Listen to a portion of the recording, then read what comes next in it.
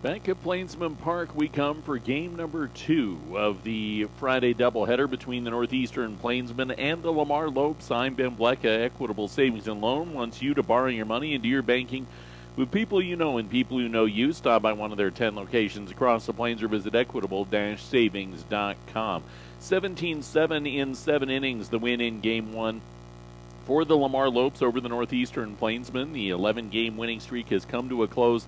Coach Andrew Catchell, first thing he said when I came in was, well, we were due for one of those days where the offense just couldn't get the job going. So now it's time to start a new one for the Northeastern Plainsmen, and they'll turn to McCoy Lucero, our starting pitcher, brought to you by Northeastern. It's not just college, it's Northeastern. Now's the time to begin preparing your educational journey for the fall of 2025. Registration for classes is beginning now, njc.edu. For more information. Lucero got the start in the second game of the series against Otero last weekend. Went 3 2/3, gave up 2 earned runs, 4 strikeouts, 4 hits, and 1 walk. Did not factor into the decision of that ball game. They will turn to Michael Macias, will the Lamar Lopes, for their second game starter. Macias for the Lamar Lopes, making his 9th appearance of the year. He has a 2-1 record over 14 innings of work.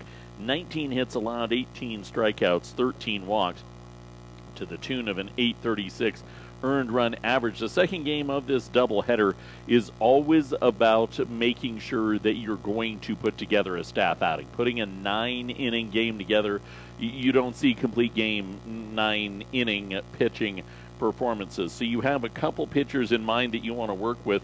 For both of these teams, it's especially early to try and get to them early in the ball game, because NJC had to use a lot of pitching in game number 1. Lamar, after an injury to their starting pitcher, a finger injury for him, had to dip into their bullpen a little bit more than I think you would want to in the first game of a series. So if you can be smart and aggressive at the same time as a hitter in game 2 and get into that bullpen early, you can really change the trajectory of this game. That's our key to the contest, brought to you by Channel Seed. NA's Channel Seed brand here to help our area farmers rise to the challenge. Mike Anderson, Mike Henninger. Visit channel.com to find the Seed Pro nearest you. On the bump to take his warm-ups, McCoy Lucero will be back with the starters and first pitch next. It's the Plainsmen and the Lopes on the Eastern Plains Sports Network.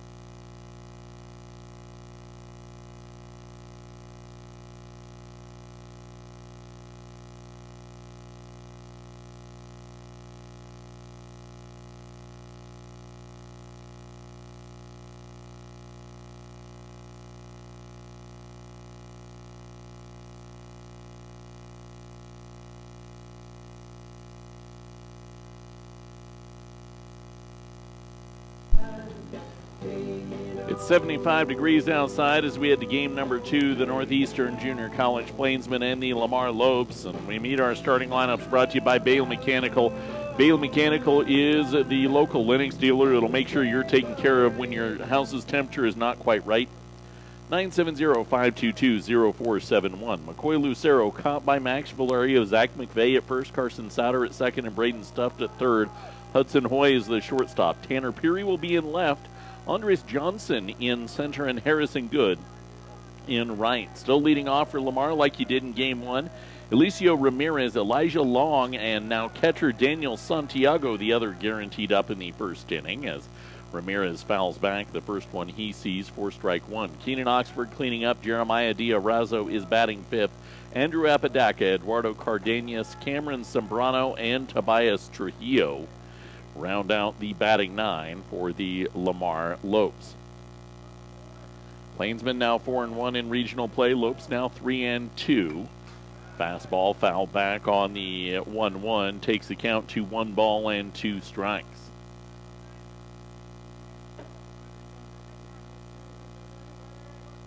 Lucero. 1-2, bouncer foul, first base side from Ramirez. We'll do it again.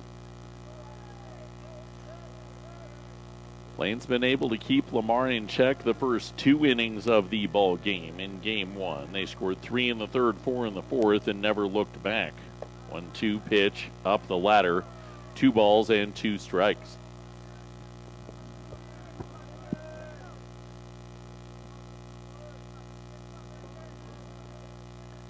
Two clubs will head to Lamar and play 2 tomorrow to wrap up their season series. As the 2-2 pitch, check swing up the ladder. He did not go, and the count goes full. Supposed to play on Sunday, but weather is not looking good across the state on Sunday. 3 balls, 2 strikes. Alicio Ramirez awaits. Lucero delivers it high, ball 4. 9 walks issued on 3-2 pitches, on 9 3-2 pitches in game 1. 1 3-2 pitch and a walk issued to kick off game number 2. That'll bring Elijah Long to the plate. Long hit a home run and drove in 4 in game 1 today. Lucero, first pitch paints the inside corner for strike number 1.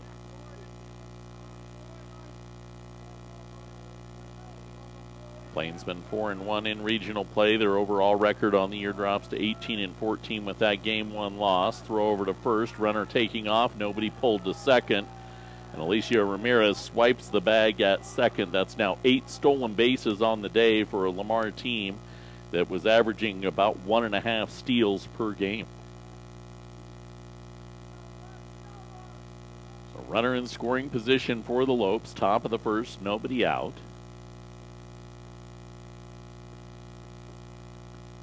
0-1 on the count, and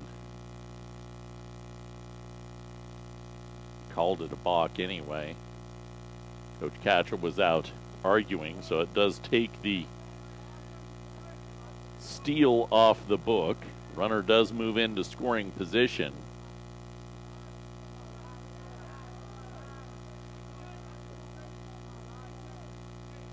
Lucero 0-1. Pitch in tight. 1 ball and 1 strike. Plainsmen trying to get an early bit of momentum in this. They closed with a run having come across in game 1. Maybe you can parlay that into something. Bouncer off foul on the 1-1. Count goes to 1-2.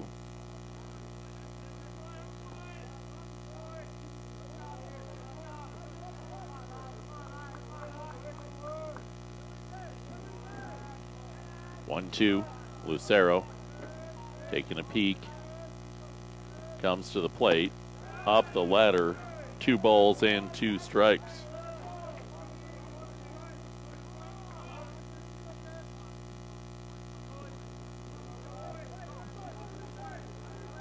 Ramirez still dancing around behind Lucero out at second. The 2-2 pitch blistered off foul, and the count remains the same.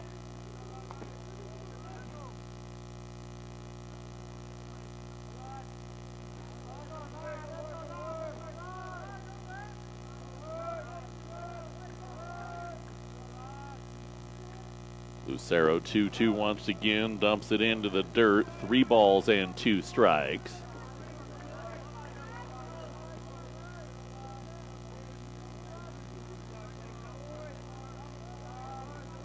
Trying to avoid walking back-to-back batters to start game number 2. A line shot over the glove of McVeigh at first. Single out into right.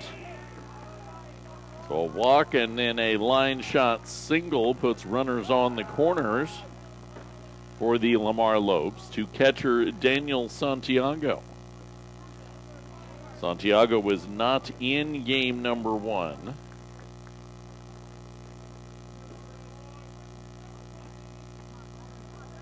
His 13th start of the season. He's batting .211 with 10 strikeouts 2 runs batted in. First pitch across for strike number 1 to him.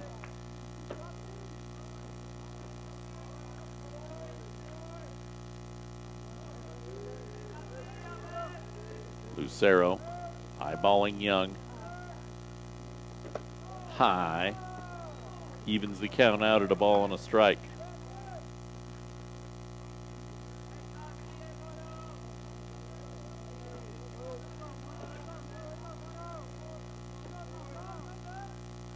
Lucero to the plate. Ball popped up by Santiago. Foul behind home plate and out of play. 1-2.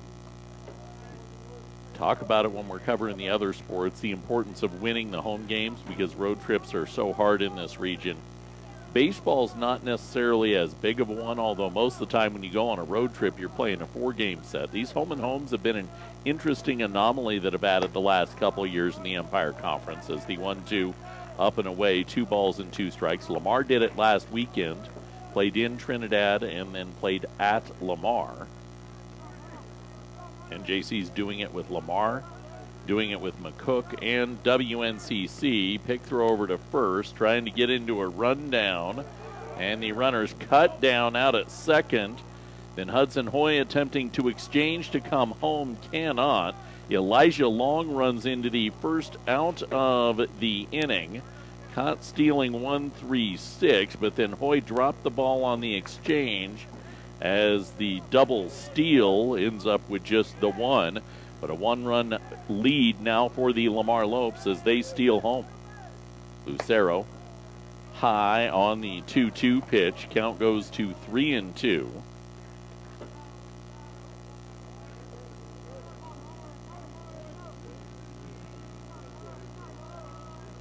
Lucero, payoff pitch, bouncer over under the glove of Souter. Over to second, and then he laid out and couldn't make it, so a second hit of the inning, a ground ball single with 1 away. Runner on to Keenan Oxford, who hit a home run in game 1. He drove in 2, scored 3 runs, going 2 for 4, also drew a walk.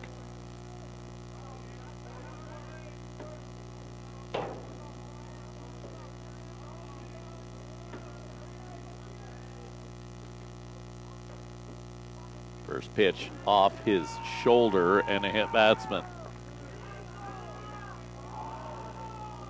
Boy, wheels on the bus are wobbling for NJC after a struggle to end the first game in the pitching department with command issues. That's 15 walks in the first game, 4 hit batsmen. Now you have a walk and a hit batsman already in the top of the first inning here. Jeremiah Diarrazzo steps in and takes the first pitch off the plate for ball number 1. The Lope third baseman went 1 for 3 in game 1. Drove in a run. He hammers off foul, the 1-0 offering to even the count out at a ball and a strike.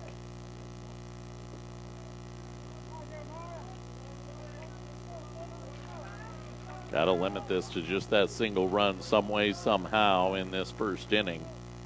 Don't feel like you're playing way behind. Deep out to center field goes the Diarrazzo drive. It's tracked down by Johnson. Tossed in, and moving from second to third is Daniel Santiago on the F8 putout.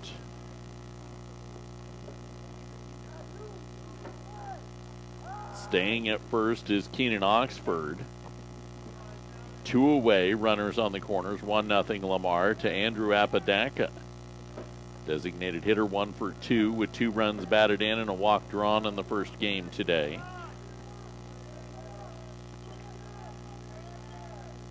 Runner moving, pitch delivered, ball popped up.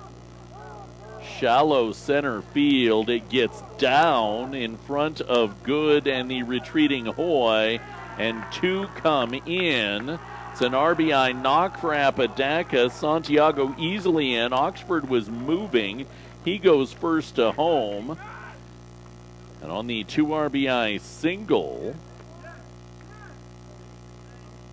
Apodaca ends up at second on the throw in, and it's now 3-0 Lamar.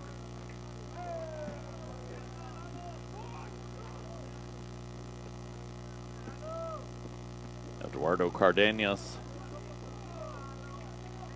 in on the left side. The first baseman, first pitch, check swing up and in, ball one. Coy Lucero's hemorrhaging pitch count, 26 pitches already in this first inning. If you're NJC, you're going to have to answer back with offense earlier. This one's going to get out of hand real quick. 1-0. Lucero hits Cardenas. Second at batsman of the inning, sixth of the day for Plainsman pitching. Runners on first and second to Cameron Sembrano. 0 for 2, drew a pair of walks, scored a pair of runs, and stole 2 bases in the first game today. Lucero, first pitch, pulled back on the swing, but it runs through the zone for strike one.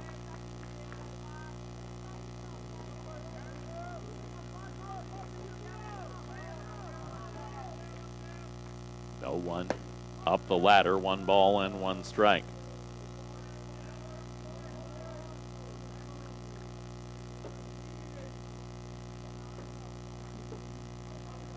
Lucero.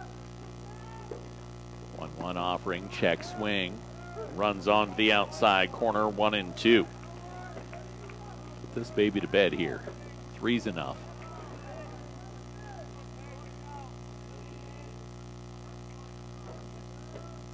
Lucero.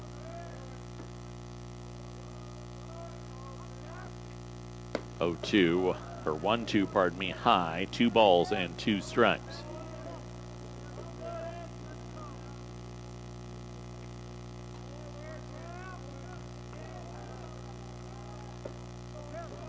Lucero. 2-2 offering, swing and a miss, gets out of the inning, but 3 cross for Lamar in the top of the first. Plainsman bats look to come to life. Bottom of inning number 1 when we come back to Plainsman Park on the Eastern Plains Sports Network.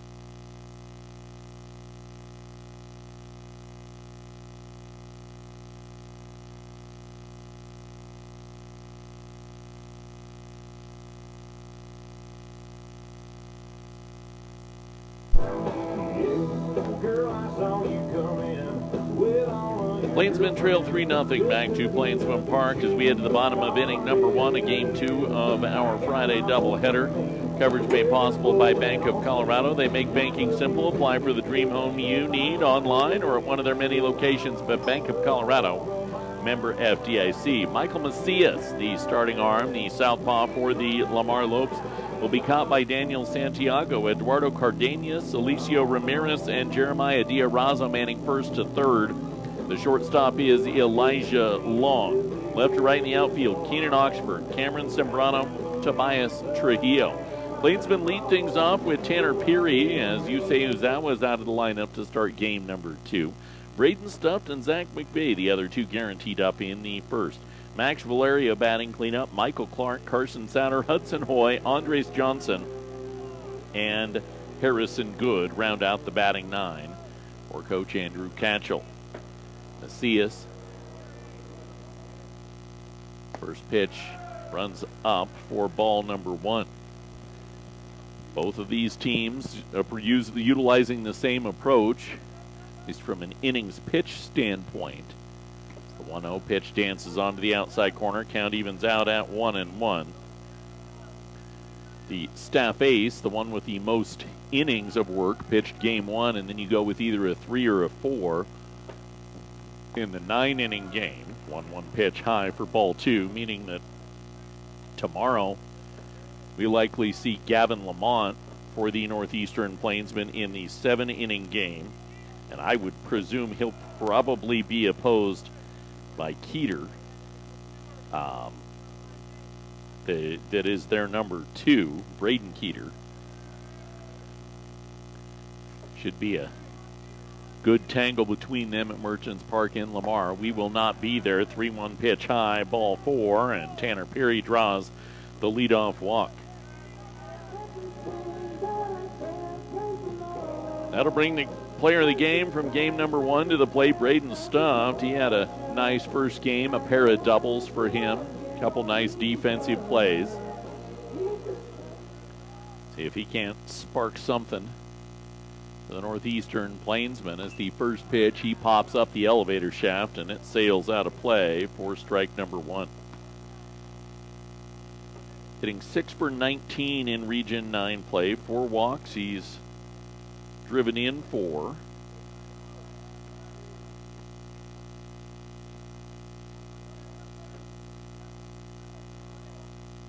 A 1 pitch stuffed. Watches the offering from Macias high to even the count out at 1-1.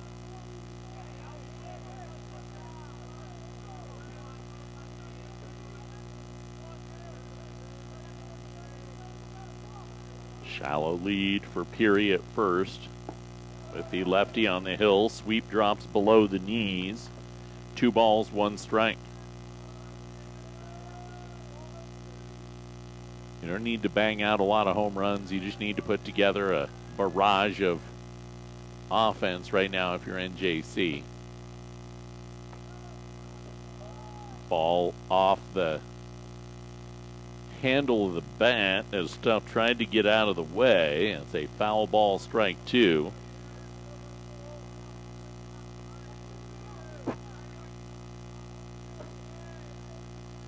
Nobody out in the bottom of the first. Macias. 2-2 offering. Way in. Ball 3. Was there in game 1. Stumpf locked for a minute thinking maybe he was going to get rung up, but not the same.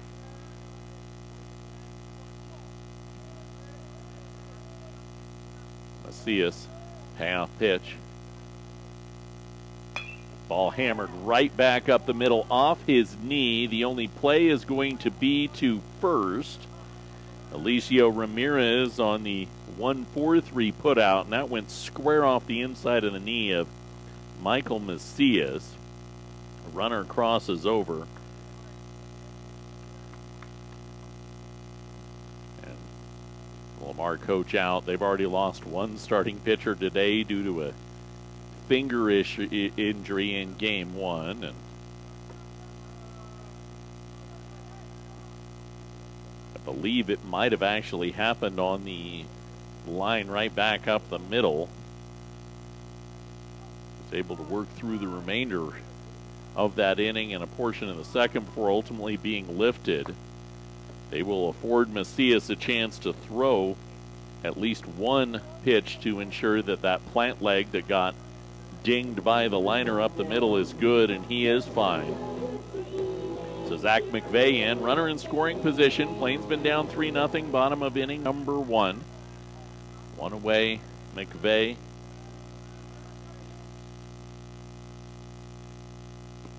Watches the first pitch by for strike number 1. He's 5 for 15 in Region 9 play. He's drawn 5 walks. Middle of this order displayed incredible patience last weekend against Otero. Breaking ball doesn't, goes all the way to the backstop. Ball 1, and Tanner Peary on the wild pitch moves down to third.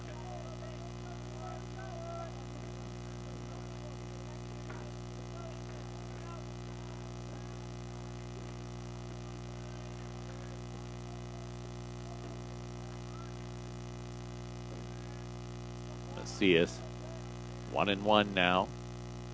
Pitch delivered and a grounder over to short. They will think about coming home. Instead, go the short way. It's an RBI ground out for Zach McVeigh. Make this a 3-1 ball game. Second out of the inning recorded, and Max Valerio, the catcher, will step in. Valerio so far in Region 9 play this year, 7 for 15, 2 home runs, 9 runs batted in, 6 walks drawn. Base is empty for him, and the first pitch sweeps in on the feet for ball 1. Unlike McCoy Lucero, Macias, while he has given up traffic, early in counts. He's only 15 pitches in. Macias pitch, check swing, tumbles low. Didn't go. 2 balls, no strikes.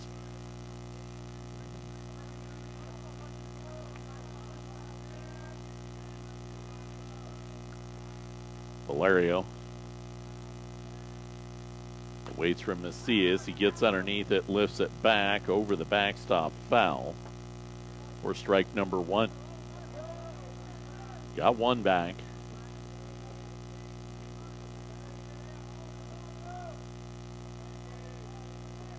Like to get an opportunity to get a second or even a third back and equalize in the bottom of the first. 2-1.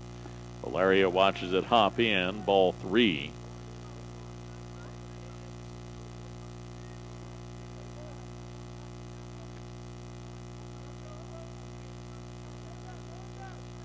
Macias. The 3-1 offering. Valerio hits a little nubber deep behind the bag at first. It can't be charged by Ramirez. So a little soft ground ball single into no man's land gets the first Plainsman hit of the game. Max Valerio on with 2 away. Lamar already has an arm tossing in the pen. I don't know if that's intended with Macias or because of the line drive he wore off the leg. Michael Clark digs in.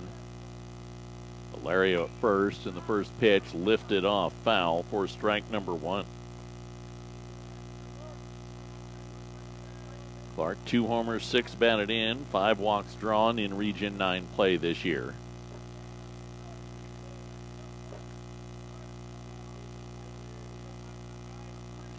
Valerio off the bag at first with the lefty on the hill. Macias delivers the pitch. It's rocketed right back up the middle by Clark. Valerio rounds, and the mishandle on the round from Zambrano allows him to go first to third. Zambrano needed to have the perfect play on that ball up the middle and doubted himself a little bit when Valerio rounded. So Plainsmen get a runner to third on the second hit of the inning. Carson Souter steps in. Souter drove in a run in the final frame of game 1 today. Takes first pitch on the upper edge of the zone for strike 1. That gives him 7 runs batted in Region 9 play this season.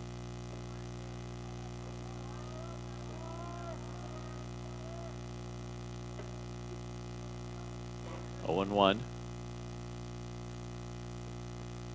Offering waved at by Souter. He's behind. No balls, 2 strikes.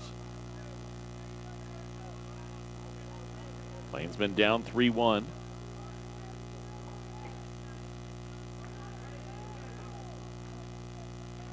Macias.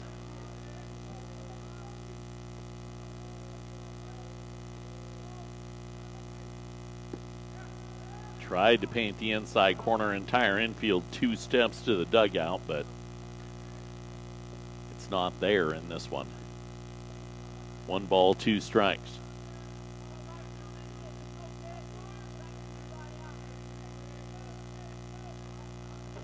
Macias. Runner moving, pitch delivered. Souter lifts the ball out to center field. Long run to the fence. It's off the wall. Easily home Valerio. First to home goes Clark. Souter rounds. He heads to third. It's a bases clearing triple to tie the game at 3. Deepest part of the park, found the wall and found the runs. A crooked number on the board in the bottom of the first for the Northeastern Plainsmen. And Hudson Hoy now hitting 7-hole. He's been middle of the lineup for much of this season. He steps in, scuffling a tick, 7 for 22. Can't really call that scuffling, but didn't have the best swings in game one. See if he can't give the Plainsmen the lead with 2 outs in the bottom of the first inning. First pitch across for strike number 1. Plainsmen scored 7 in game number 1 today. 5 of those with 2 outs. 0-1 up the ladder, 1 ball and 1 strike. The first run came across in recording the second out of this inning, and then that knock from Souter with 2 outs as well. So clutch time swings for the Northeastern Plainsmen. 1-1. In at the knees for strike 2.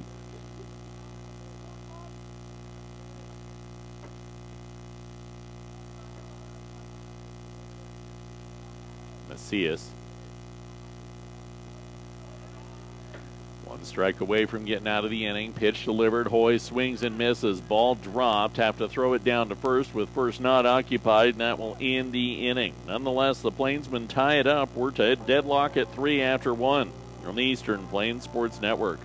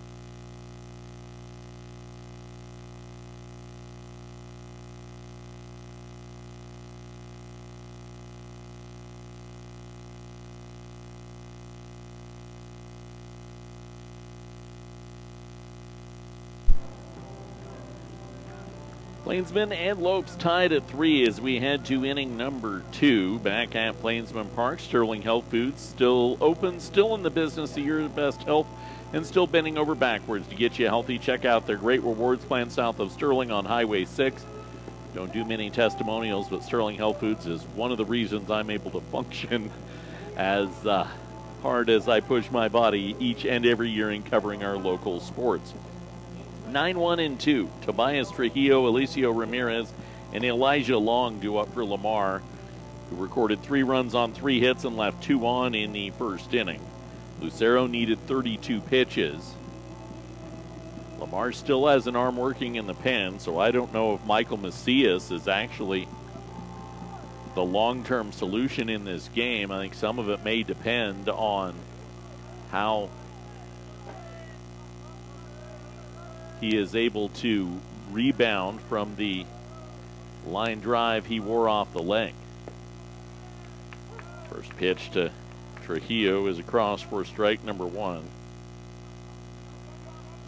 Trujillo 0 for 5 in game 1. Reached on a fielder's choice and an error. Line off foul, and he's behind 0-2 here.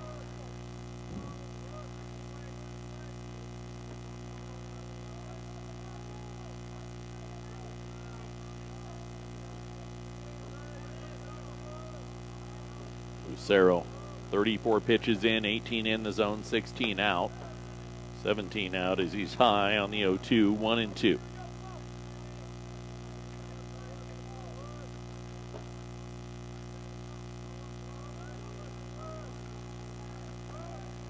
Lucero fires the pitch in the dirt. Check swing by Trujillo. 2 balls and 2 strikes.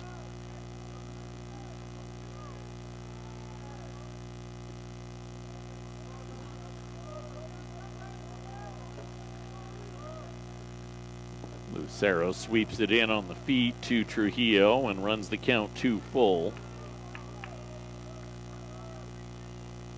He walked 2 batters on full counts in the first inning and gave up a single as well. 4th full count, 9 batters faced. 3-2, line to the backstop. 2-strike foul ball, extends it.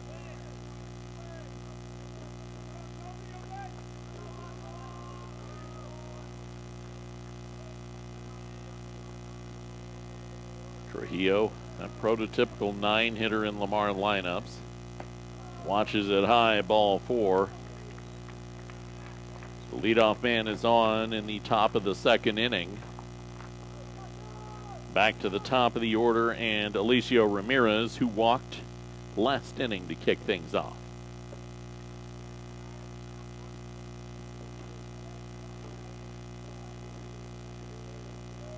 Lucero.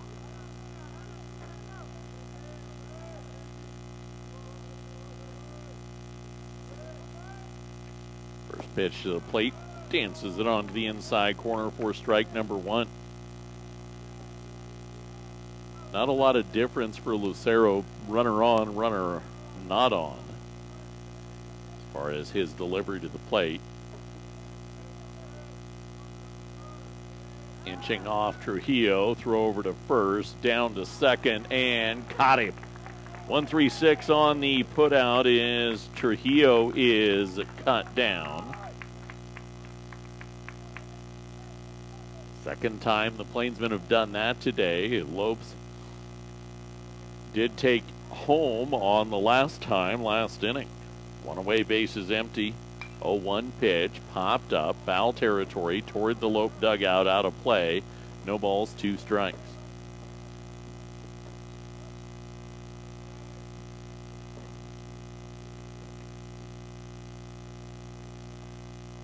That out that you're able to get by cutting down a man on the base pass is going to open up the doors to maybe allow Lucero a little bit more time in this game. That first inning, you're thinking he's going to be lucky to get out of the 3rd. You're able to punch down quickly here. You could get into the 4th. Valerio couldn't yo-yo across the 0-2. 1 ball, 2 strikes. That outside corner has not been very liberal today.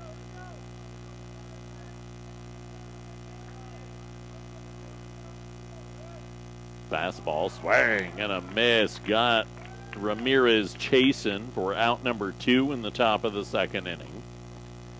To Elijah Long, who singled last inning. 2 away here, though. That single, his just 2nd hit of the day.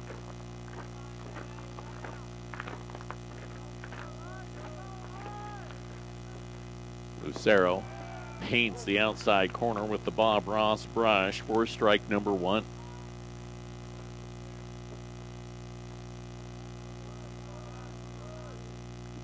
Base is empty. Speeds up the tempo a tick. Lifts a fly ball out to right field. And it's pulled down at the wall. Harrison Good able to yank it back at the wall and prevent that from being out. 3-3, middle of 2, Plainsmen and Lopes on the Eastern Plains Sports Network.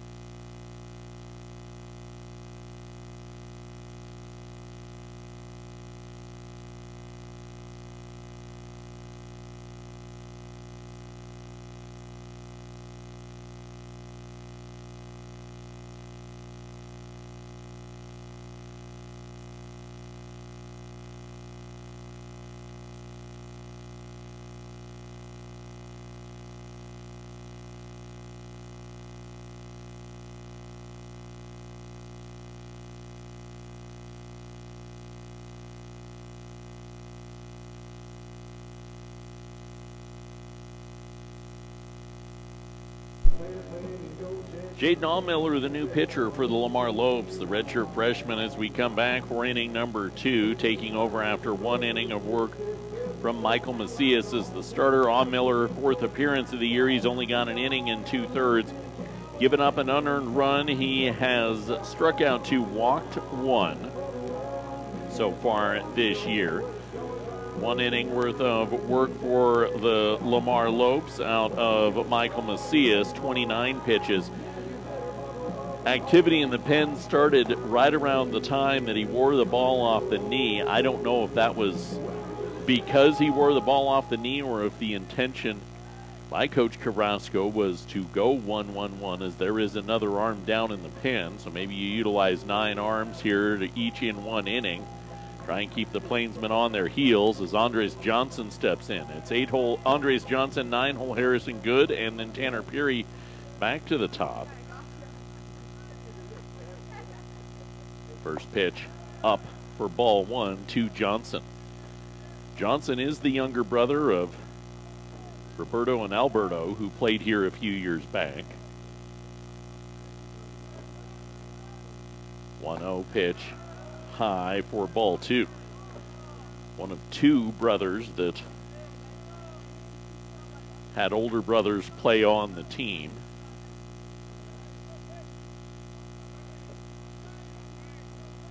Miller, the righty, spins one away to Johnson for ball 3. He saw limited action last week in 3 plate appearances, drew 2 walks, and drove in a run. 3-0, draws another walk. So 4 plate appearances in Region 9 play for Johnson. Gets the start in center field, and he's aboard on a leadoff walk in this 2nd inning. That brings up Harrison Good. Great defensive play to end the top of the 2nd inning. Good found his way on in his 1 at-bat in game number 1.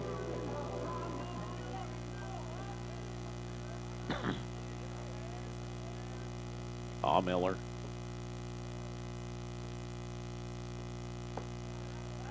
Upstairs for ball 1. Back pick to first. Johnson steps back in safely.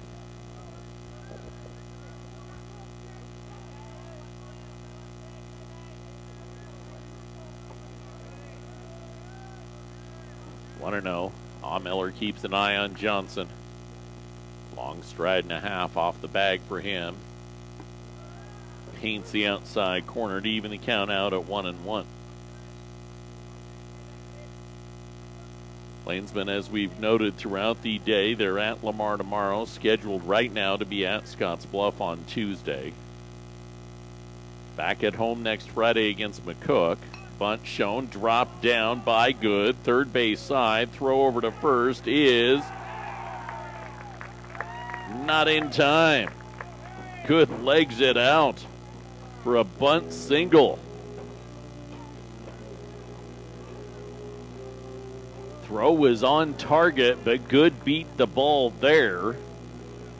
So a bunt single for Harrison Good. Nobody out. Runners on first and second to the top of the order, and Tanner Peary, who walked in the 1st inning. Plainsmen and Lopes tied at 3. Corner infield in, anticipating a bunt since you just saw the bunt, and you get another bunt, but this one hits Peary as he's exiting the box. Foul for strike 1. Carpet Comfort Center has elegant flooring for every step of your life. Stop by in the Broadway Plaza Shopping Center in Sterling and make your home more comfortable. Plainsmen have not displayed the bunting that we've seen in years gone by, and knowing that the power was kind of thwarted in game 1 today, going to it. Showing bunt again. Perry, he takes one in tight. 1 ball and 1 strike. A lot of things you can do here. Drop third base line, force the pitcher to play or force the third baseman to come in, because there's not full wheel coverage, just the right side of the infield for Lamar, with second baseman covering first. 1-1. Miller. Pitch delivered. Perry takes it up. 2 balls, 1 strike.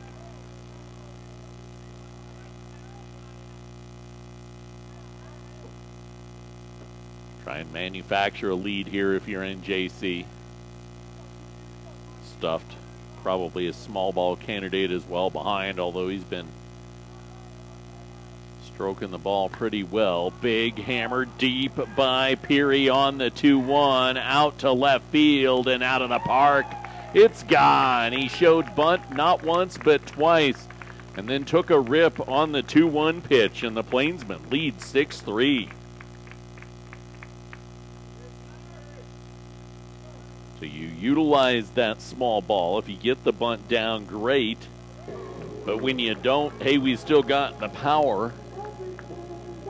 And the Northeastern Plainsmen find their way into the lead. Nobody out to kick off the inning. A walk, a bunt single, then a 3-run home run. Now Braden Stuff with nobody out. Let's see if he can't keep this second inning going. Miller, first pitch, dropping a bunt down the third base line, is stuffed. It curves foul for strike one. I've talked about it before. It's been probably 4 years since we've grassed in the lanes here at Plainsman Park. It's really changed the small ball nature of things here. With a lot of gap power for several years, and you could bunt and whatnot, but that extra bit of grass would just help slow the ball down a little bit more. Ball hammered foul on the 0-1, and the count quickly to 0-2.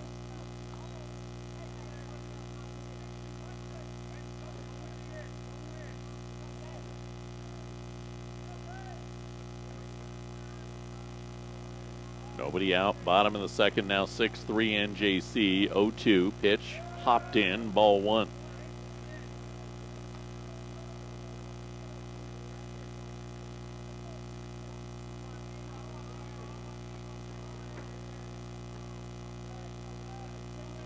One and 0. Fastball grounded over to second. Scooped up by Ramirez. Tossed to first in time. First out of the inning. A 4-3 put out in the bottom of inning number 2. So that brings Zach McVeigh in. McVeigh a ground out to short to drive in a run in inning number 1. Gives him 4 runs batted in regional play.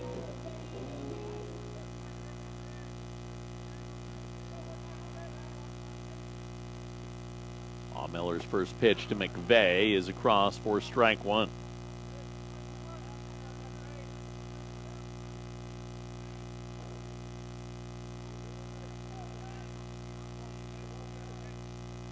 Second one sweeps off the plate, and the count evens out at 1-1. Jaden Miller, 17 pitches in.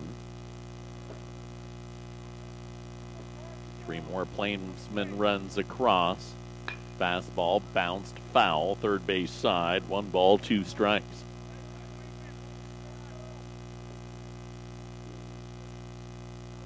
I was intrigued on the Lamar side when you looked at the stats and you saw the 2 aces in Garcia and Keeter. They'd eaten up between them nearly 80 innings of work. Nobody else had any more than like 15 innings on the year. As to how the approach had gone would make sense now, seeing this inning-by-inning approach to the 9-inning affair. 1-2 pitch, hopped in, 2 balls, 2 strikes. There's no one particular way you can work through Region 9 baseball.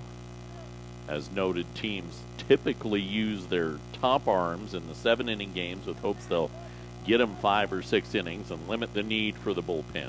Was not the case earlier today for either team. 2-2 pitch, sweeps off the plate, 3-2. And JC's employed the last couple of years of kind of going, okay, we're going to pair 2 starters together, hope you get 4-4, and then we'll work the pen for that 9th inning. Now pitch to McVeigh from Miller, up and in, ball 4. So a walk drawn for the Northeastern Plainsmen. Their third of the game, 1 away, man on first to Max Valerio, who dropped a single down the line in his first at-bat, ultimately coming around and scoring one of the 3 runs in inning number 1. I don't imagine McVeigh is long for the bag at first. He's displayed a desire to run during conference play. He shows the takeoff pitch on the outside corner, and Santiago is ready to pop and try and cut him down at second.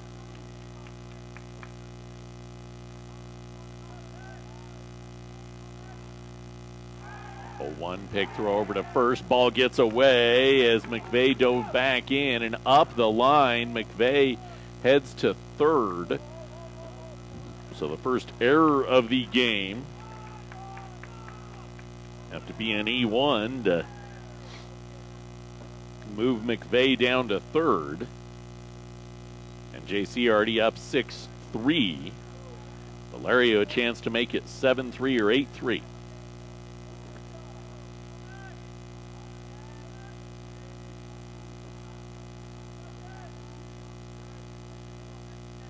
Miller, pitch blistered to the backstop, foul by Valerio. 1 ball, or no balls, 2 strikes.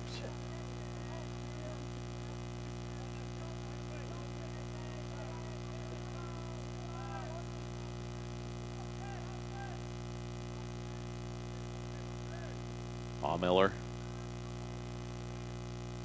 Breaking ball lined off the glove of Miller by Valerio. Scooped up at second. The throw to first in time to get Valerio, but it's an RBI ground out to make this a 7-3 game. Valerio will be credited with the ground out, but also get a run batted in. And JC with the 4 spot in the second will now bring Michael Clark to the plate. Clark singled back up the middle. His first at bat this evening. First one hopped to him for ball 1.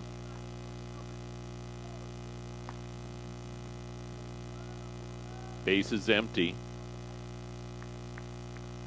5 hits. NJC has scored 7 runs.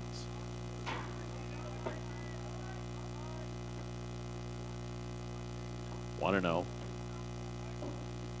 Breaking ball through the zone. 1 ball and 1 strike.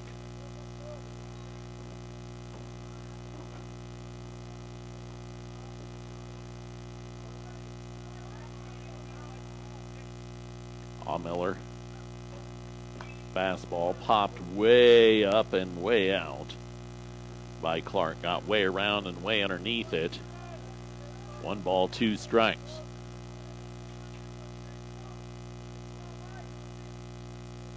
Plainsman in this second inning. Walk, bunt single, homer, ground out, walk, error, RBI ground out, pitch behind the back of Clark. 2 balls and 2 strikes.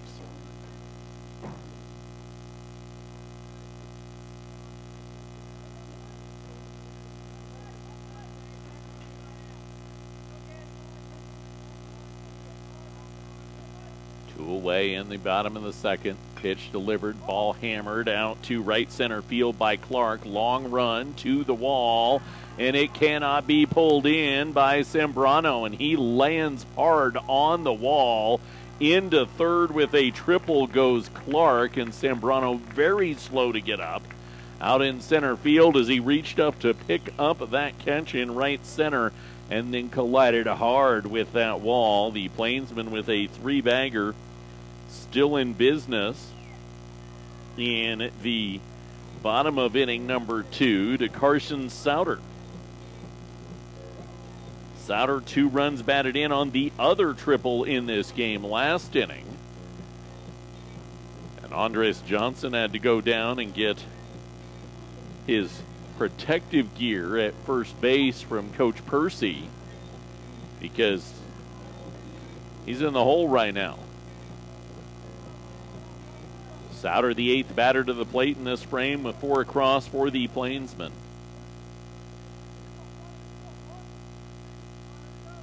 Miller, fastball in on the feet for ball 1.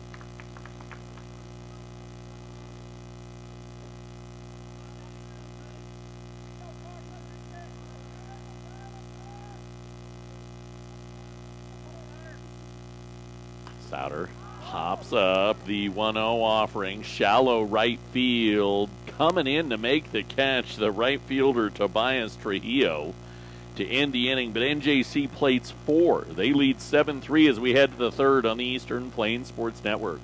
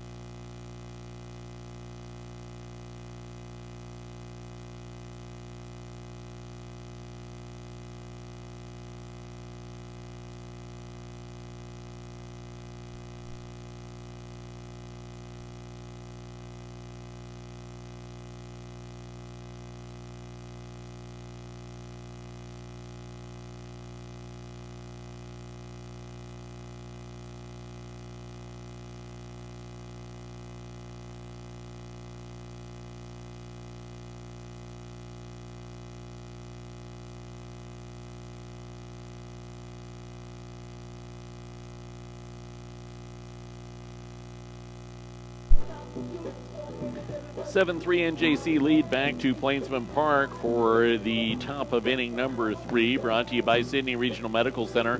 Don't let an injury keep you out of the game. SydneyRMC.com. Stop by Sydney Regional Medical Center in Sydney, Nebraska. Daniel Santiago, Keenan Oxford, and Jeremiah Diarrazzo for the Lamar Lopes doo-wop in this third. 3 runs, 3 hits, an error, and 2 left on for Lamar. 7 runs, 6 hits, no errors, and 2 left on for the Northeastern Plainsmen as we head to the third inning. Santiago has one of the 3 hits for the Lopes. A single as he watches the first pitch by away for ball 1. Santiago came around and scored one of the 3 runs in the first inning. Second misses the plate as well for McCoy Lucero, who's now 47 pitches in.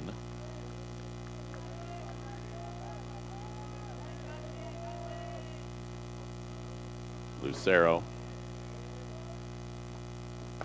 up the ladder, 3-0. The 3 hits allowed, but the problem has again been free passes. 2 walks, 2 hit batsmen. 3-0. Right down Broadway for strike 1.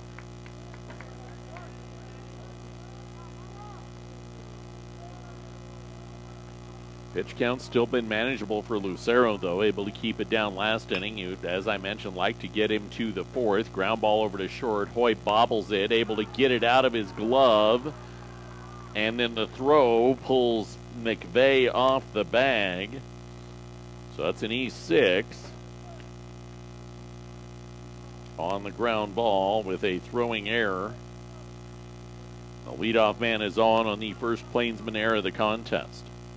22 free base runners with walks, hit batsmen, and errors in game 1 today. It's now 5 free base runners with nobody out in the top of the third in game 2 for Lamar. Lucero. Ground ball back up the middle. Hoy bobbles it, trying to turn towards second. Back-to-back errors. Actually, that will have to be a fielder's choice on how he gets on, and then the error with safe at second would have to be the actual rule there. Nobody out, runners on first and second. Jeremiah Diarrazzo, who flew out his first time in this game, steps in. 7-3 NJC. Pick throw over to first as the Plainsmen showed a different defensive alignment that time to try and catch runners sleeping.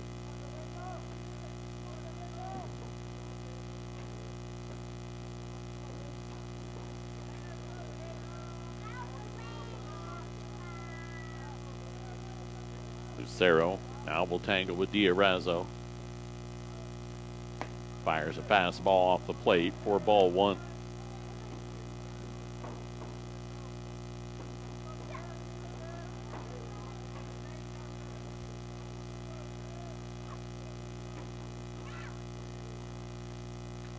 1-0 Lucero. Pitch popped up behind home plate over the fence. 1 ball and 1 strike.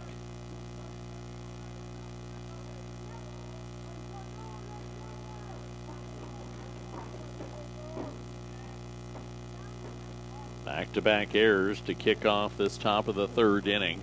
An issue that has plagued NJC all season long. 1-1, pitch in on the feet for ball 2.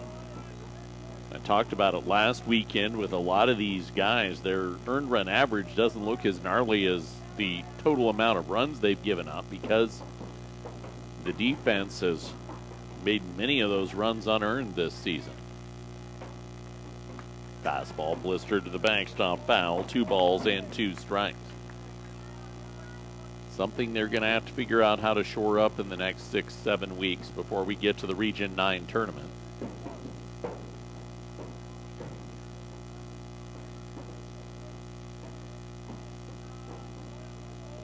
Lucero. 2-2 pitch. Little lifter. Out to shallow right. Back goes Souter. Makes the catch for the first out in the top of inning number 3. Runners remain on first and second. 7-3 NJC to Andrew Apodaca, who singled and drove in 2 in inning 1. Lucero sees Apodaca show bunt. Fires a fastball high for ball 1.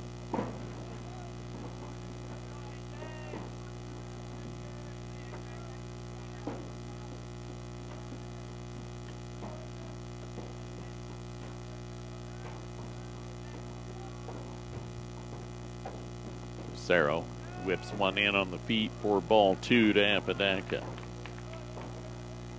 Staying just on the positive side of more strikes than balls, 30-28 at this point.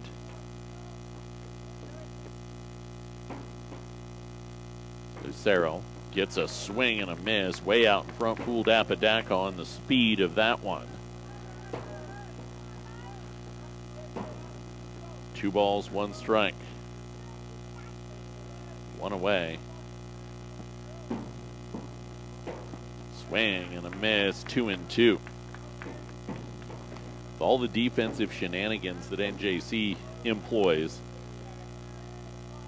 double plays are not exactly the forte of this club. You need a hard hit ball right at somebody to create 2 outs on 1 play. 2-2. Breaking ball up and away. 3 balls, 2 strikes.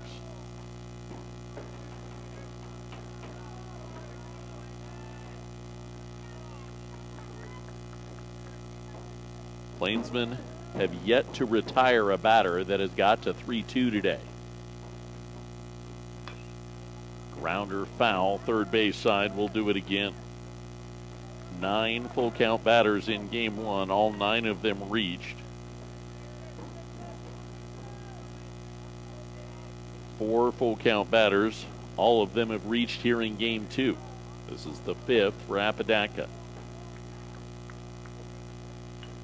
3-2 pitch, ball tattooed out to right field, long run for good. He can't pull it in at the wall, gets off the wall and over his head. Santiago and Oxford had to lock. Throw will come in and allow just Santiago to score. Oxford goes first to third on what'll be a double for Apodaca. Good, who made an acrobatic play to end the second, couldn't make the same grab out in right on a well-stroked ball by Apodaca. Now a 7-4 ball game. So Eduardo Cardenas will step to the plate. He was hit by a pitch in inning number 1.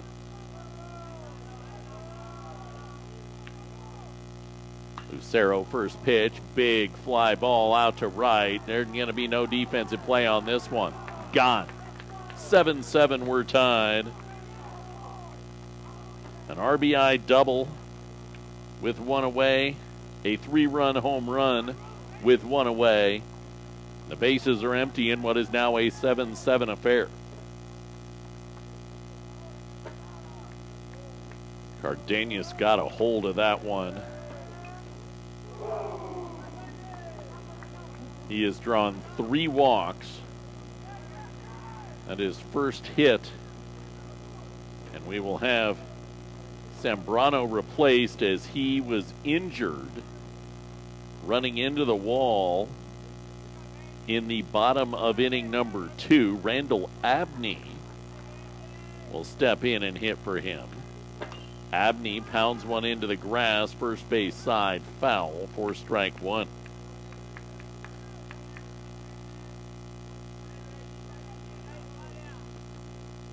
Abney, a freshman, appearing in his 20th game of the season. He's hit .235, driving in 9 with a home run to his credit this year. 0-1, up and in to Abney, 1 ball and 1 strike.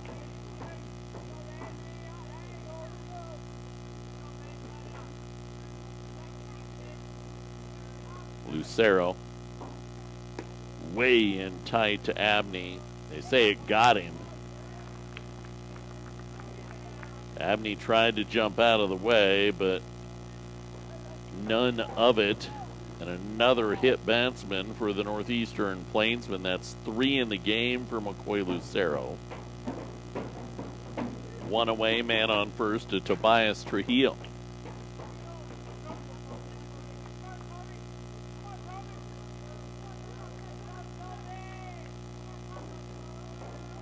Lucero, pitch. Did it catch him? No. Foul ball off by Trujillo. It'll have to be strike 1 as that changed trajectory to the backstop.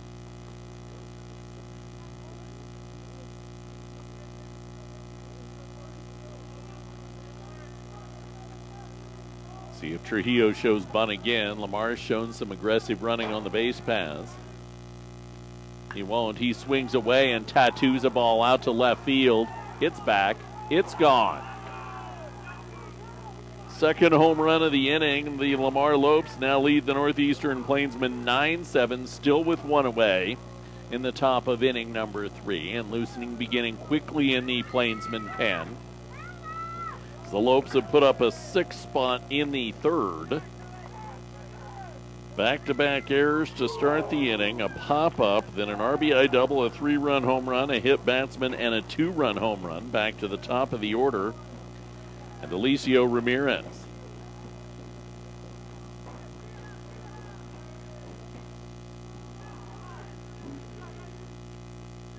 Lucero, first pitch on the inside corner for strike number 1.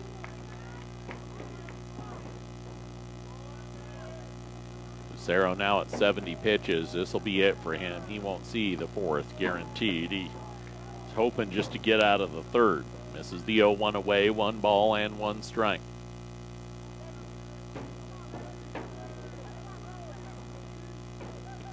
One offering. It's lifted out to left field. Long run. Over the fence. Gone. 3rd home run of the inning for the Lamar Lopes. Now has them in front of the Plainsmen 10-7.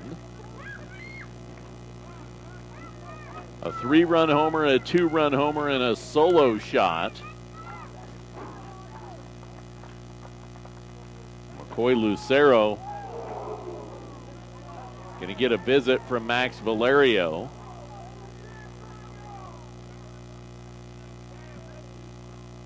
Just when you thought NJC was turning the corner, they scored 4 in the bottom of inning number 2, led 7-3. And Lamar's answered right back offensively. But you get the feeling this one's a long ways from being done, given the offense that both of these teams have displayed.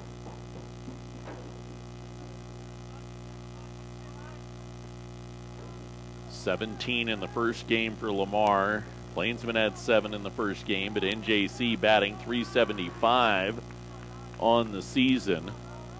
So you know their offense could get it done.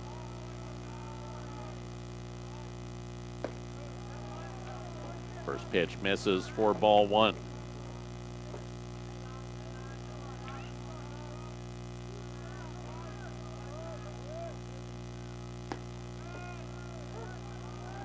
Second finds the zone to even the count out at a ball and a strike.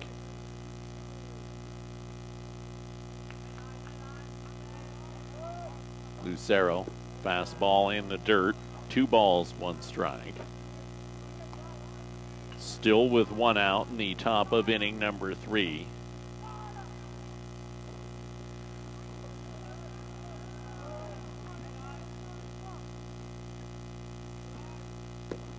Fastball can't find the outer edge. 3 balls and a strike. Would imagine this is it for Lucero. If he loses long, he's already faced 9 this inning. He does. Loses long on the 3-1 ball 4. This has not been a great inning for the Plainsmen. Back-to-back errors to start the inning. You've had 3 home runs, a hit batsman, and a walk. With a double in the mix as well, and Coach Catchell is out, signifying that likely McCoy Lucero's day has come to a close. Plainsmen trailed 10-7. Top of inning number 3, still with 1 away. We'll have a new pitcher when we come back on the Eastern Plains Sports Network.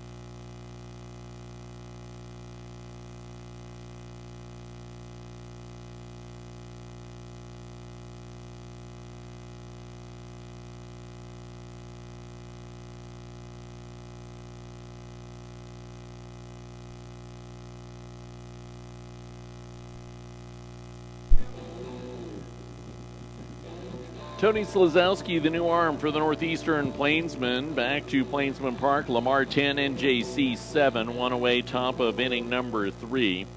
McCoy Lucero done after 2 1/3 innings of work. He's responsible for the man on the base paths. 9 of the 10 runs allowed are earned. 2 strikeouts, 3 walks, 3 hit batsmen.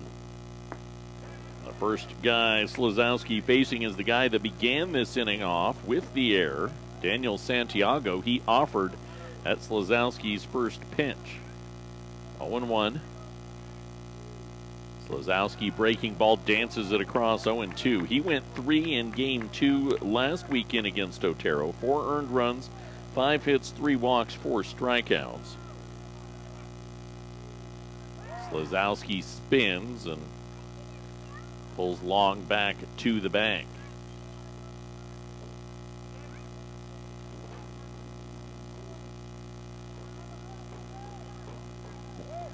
Off the bag once again, goes long, a pick throw again from Slazowski.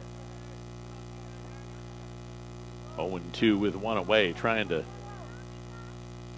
pick up an extra out there. Long jumping off the bag, Slazowski dances one in on the shins. 1 ball, 2 strikes.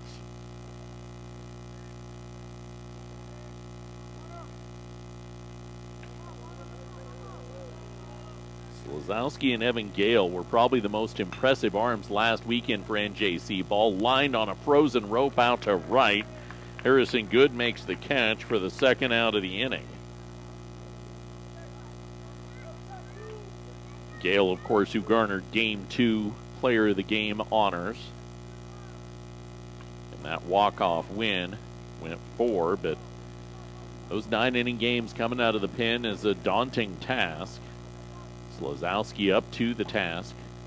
Both times he's come in inheriting runners on Saturday and here today. He tangles with Keenan Oxford now. Reached on a fielder's choice earlier this inning. Watches strike one by.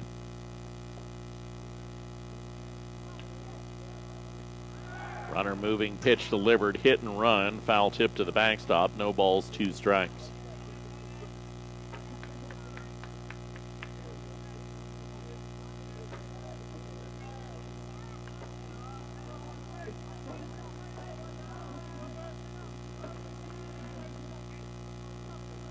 Slazowski, breaking ball, lofted foul, left field side now to play. Count remains.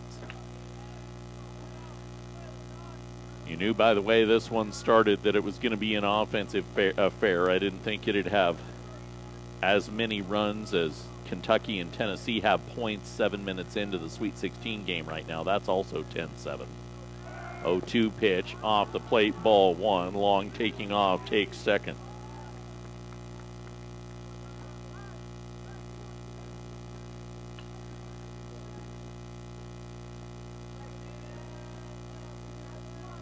Runner in scoring position for the Lopes.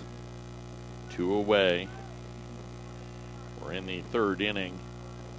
This is already the 8th plate appearance with a runner in scoring position, and Oxford swings and misses on the 1-2 to end the frame, but 7 cross ultimately for Lamar. It's 10-7 Lamar, middle of 3 on the Eastern Plains Sports Network.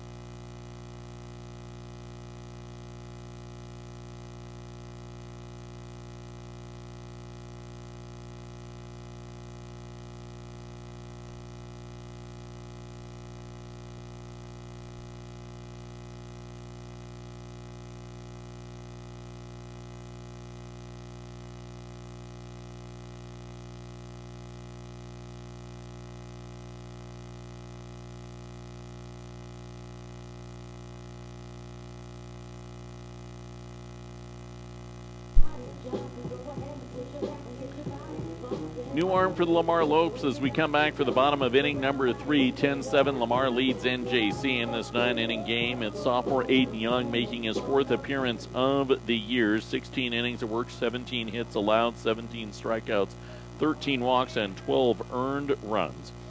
He will face Hudson Hoy, Andres Johnson, and Harrison Good in the bottom of the 3rd inning. And the first pitch from Young is out of the zone for ball 1. Another arm loosening in the pen, so staff outing approach for the Lamar Lopes. It appears to be the case, although Young is one as he misses away ball 2. He's started a game this year. He is in 5 appearances. He can give them multiple innings and has this season. 2-0 offering across the plate for strike 1.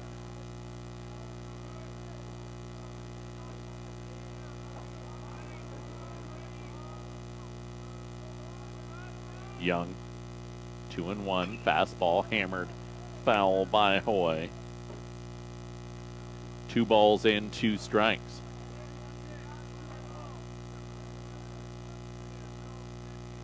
Center fielder is Randall Abney, who came in as a pinch hitter following the injury to the starting center fielder when he collided with the wall in the 2nd inning. 2-2, way up, way in, 3-2. Lamar's had a ton of success getting on when they get to full counts. NJC not so much. This is just the third full count they've seen in the game. They've reached on a walk and grounded out. 3-2 pitch, lifted off foul. We'll do it again.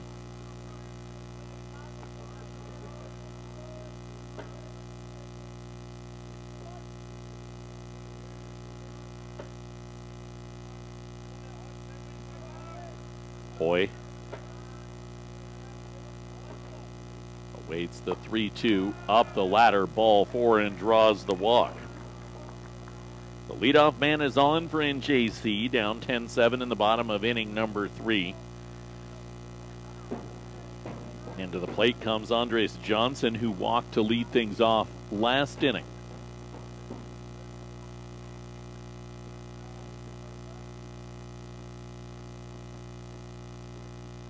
Young sails one up and away for ball 1.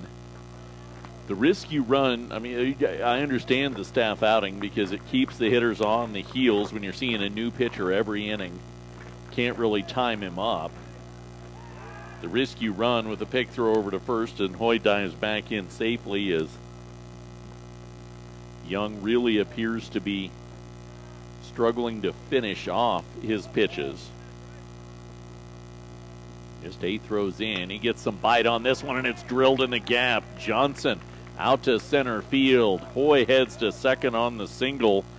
The Plainsmen in business with nobody out in the bottom of inning number 3. On their 7th hit of the contest, Harrison Good will have a chance to do something. He reached on a bunt single, dropped one up the third base line. See how close Jeremiah Diarrazzo gets to the infield grass because he wants to be there to potentially get the lead runner in Hudson Hoy as well. It'd be a perfect situation for Good to drop another bunt down. He doesn't. He grounds it right back up the middle, takes a hop. Long can't handle it. Rounding third and coming home, Hudson Hoy. Heading to third, Johnson. He's cut down. Good goes into second. So it has to go down as an error on the ground ball to short. And then out at third is Andres Johnson, 8-5. And into second goes Good, one away in what is now a 10-8 ball game. Second error of the contest on the Lopes to Tanner Peary, who hit a home run last inning. Peary had a walk in the first, driven in 3 and scored 2 in 2 at-bats in game 2 this afternoon. Young, first pitch to him. Peary watches it by low for ball 1.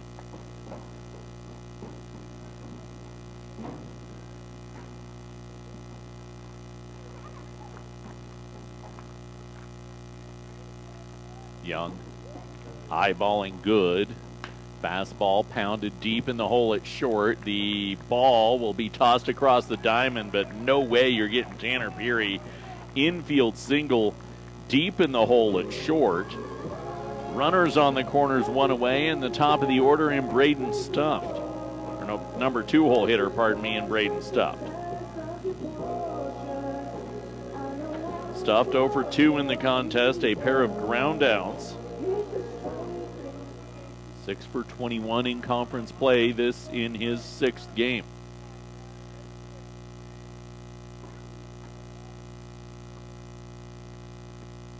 First pitch, Stuffed locks, falls across the zone for strike 1.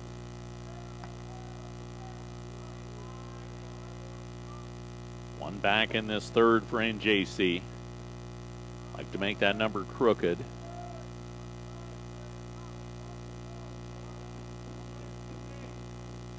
Oh, 1 up and in.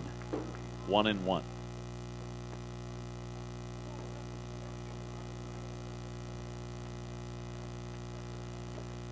Lead at first for Peary.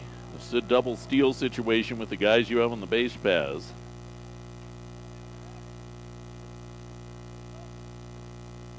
Young, pitch delivered. Stuff drives it out to left. First, just second on the play goes Peary. He rounded, good charge by Oxford out and left. It's an RBI knock, though, for Braden Stunt. His first hit of game 2. He gets NJC back within 1. They now trail 10-9 with 1 away to Zach McVeigh. McVeigh has grounded out and walked this evening. Scored a run last inning, plated a run on the RBI ground out in the first.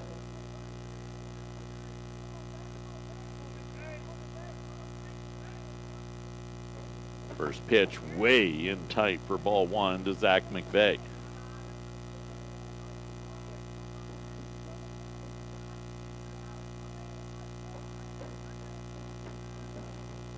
One to 0. Young, pitch delivered. McVeigh lifts it off foul. 1 ball, 1 strike.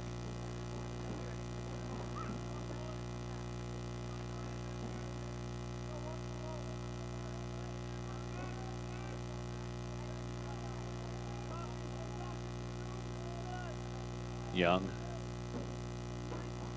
already 17 pitches into the inning, pounded over to first by McVeigh off the glove of Cardenas. So another error for the Lamar Lopes. That's the only way you can play that one. Would have gotten the out at first had it been played cleanly. Stuffed and Perry move up, bases loaded for Max Valerio. Valerio, a run scored on a single in the first, drove in a run on a ground out last inning, and a visit to the mound for the Lamar Lopes.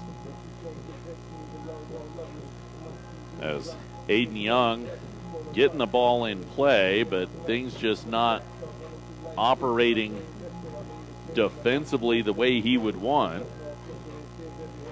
And not much more frustrating as a pitcher than, hey, we're getting what we wanted.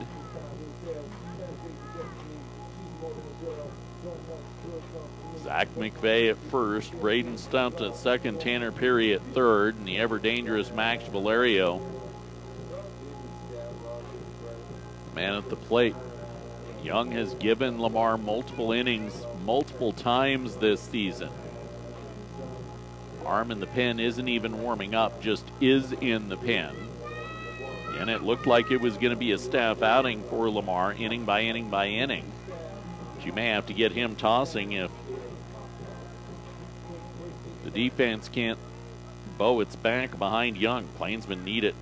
Down 10-9, bases loaded, 1 away, bottom 3. First pitch in tight for ball 1 to Max Valerio.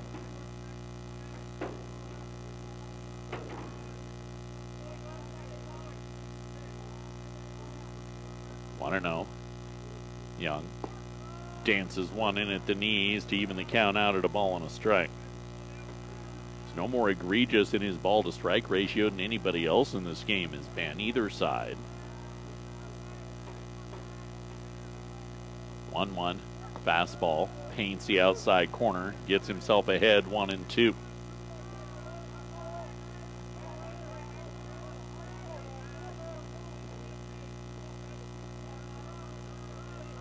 Young.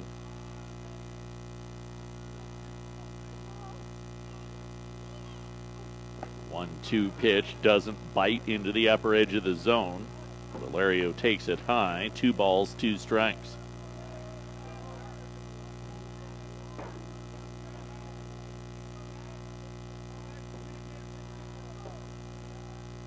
Young, the 2-2 fastball lifted by Valerio out to right. Trujillo in, makes the catch, tagging is Peary.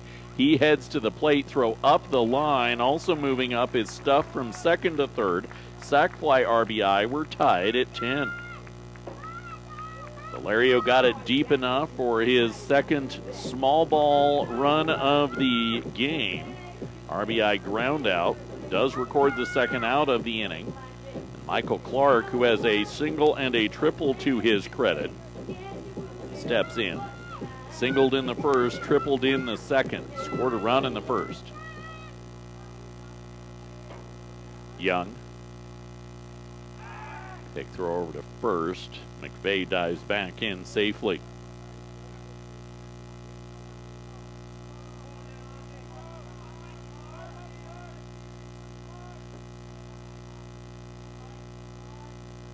Come and deal with Clark this time. Fastball delivered and driven out to center field. Moving to his right is Abney. He'll make the catch to end the inning. But NJC ties the ball game through 3. It's 10-10 on the Eastern Plains Sports Network.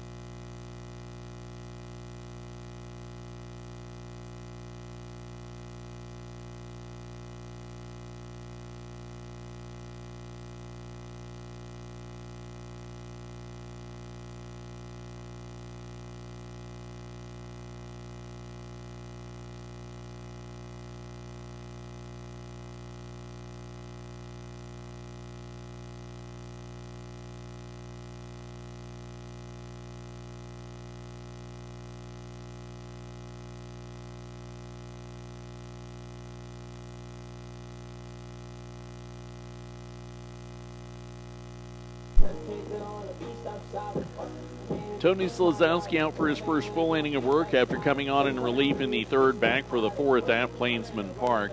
Coverage made possible by Buckeye Welding Supply. You have questions, they have answers. Our area welders knows what sets them apart. 330 South 11th Avenue in Sterling.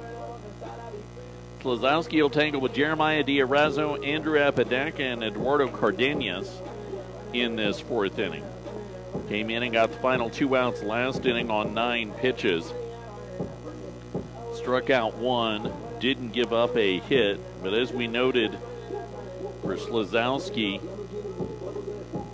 he went 3 last weekend, faced 17 batters, gave up 4 runs, 3 walks, 5 strikeouts, 5 hits. And given that Lamar has 7 hits in the game and has drawn several walks already,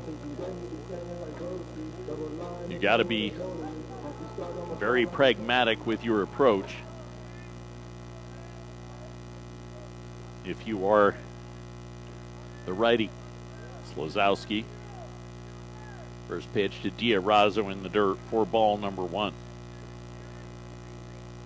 Defense is committed, 2 errors behind you.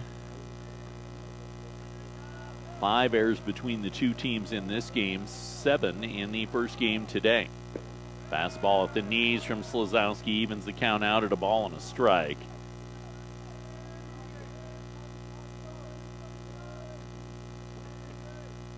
One offering, ball drilled back into left, and Diarrazzo with a leadoff single for the Lamar Lopes to kick off the fourth frame. Lopes got the leadoff man on in the first on a walk, leadoff man on in the second on a walk, leadoff man on in the third on an error, and leadoff man on in the fourth on a single. Andrew Apodaca has a single and a double to his credit.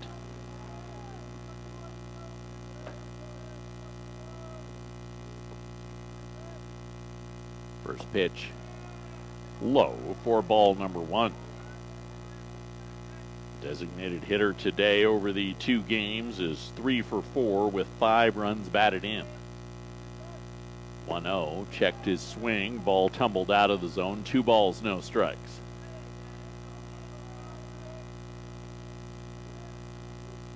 (17-7) win in game 1 for Lamar ended NJC's 11-game winning streak. Out in front goes Apodaca on the 2-0 for strike number 1.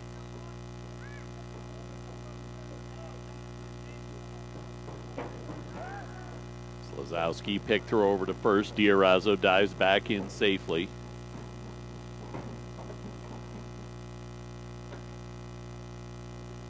Two and one. Pick throw, man off. Got him! Diarrazzo leaning. McVeigh swiped across on a great throw from Slazowski, and he's picked off at first. For the first out in the top of inning number 4. 2-1 on the count now to Apodaca with nobody on. Ball drilled out to shallow center field. Johnson finds it, makes the catch. for the second out in the top of the fourth inning.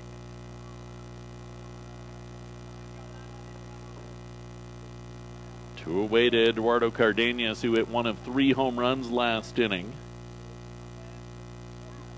He's also been hit by a pitch in the game. He watches the first pitch from Slazowski by for strike 1. Able to shorten the inning by picking that man off at first that found his way on. Now Slazowski try and face the minimum as he tumbles one out of the zone. 1 ball and 1 strike.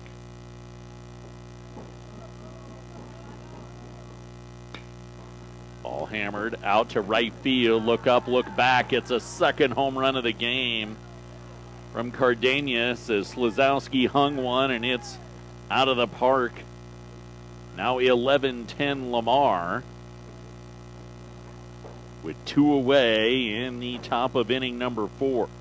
It's now 4 runs batted in for Slazowski, or for Cardenas, and we'll see a second at bat for Randall Abney, who came in as a defensive replacement. The center fielder collided with the wall in inning number 2. First pitch cross for strike number 1 to Randall Abney.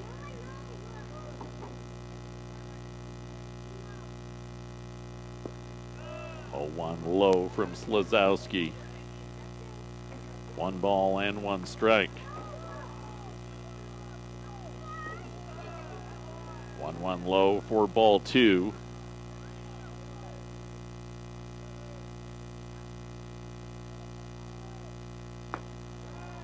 A 2-1 off the plate for ball 3.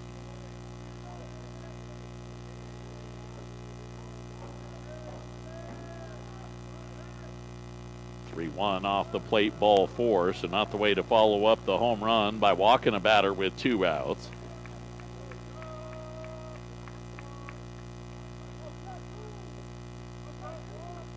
And to the 9-hole hitter in Tobias Trujillo, who hit a home run last inning. He's also walked in the game.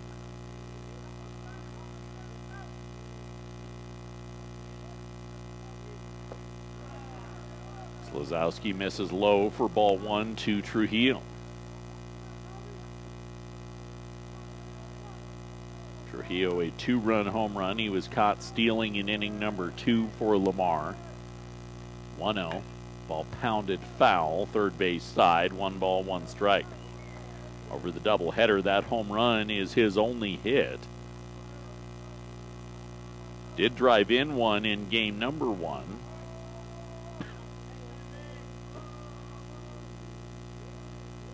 Lights kick on here at Plainsman Park. Fastball driven out to center field. Johnson to his left makes the catch, and that's that.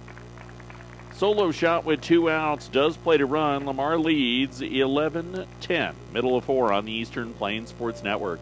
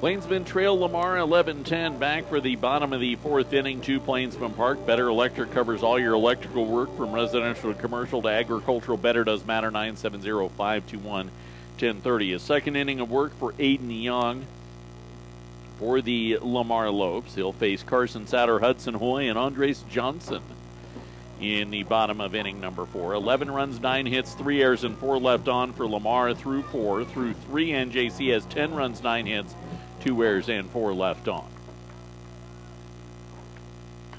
Souter tripled in his first at-bat in the game, pops this one up toward the fence, and it gets down right near the fence. Santiago and Cardenas chasing. That's strike one. Souter drove in two with his triple in the first. His flyout ended the second.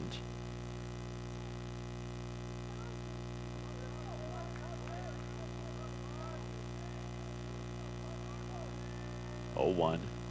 Pitch runs up, 1-1.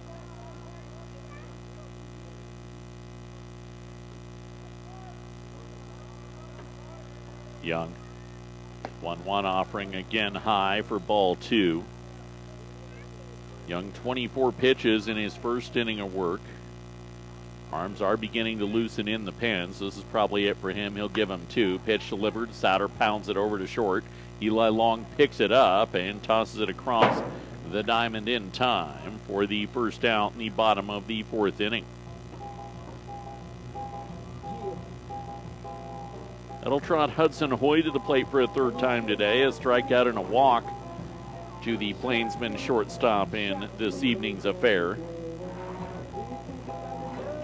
Striking out to end inning number 1. Walking to kick off last inning. Takes first pitch low for ball 1.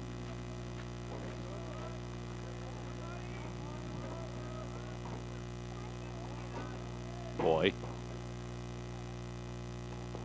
takes a second out of the zone. You know you want to drive the ball somewhere. All the power and what have you, but NJC's done a pretty good job of being disciplined.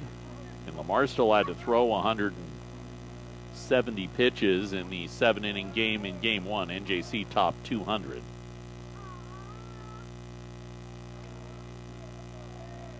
Two 2-0.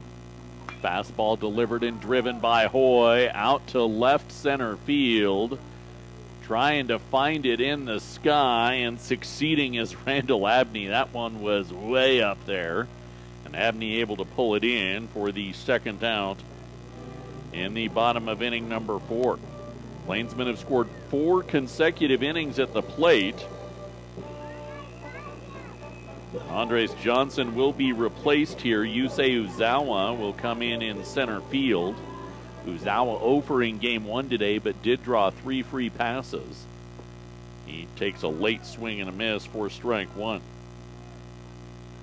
Just 2 for 15 in regional play. But he's drawn 8 walks. Takes the second one low for ball 1.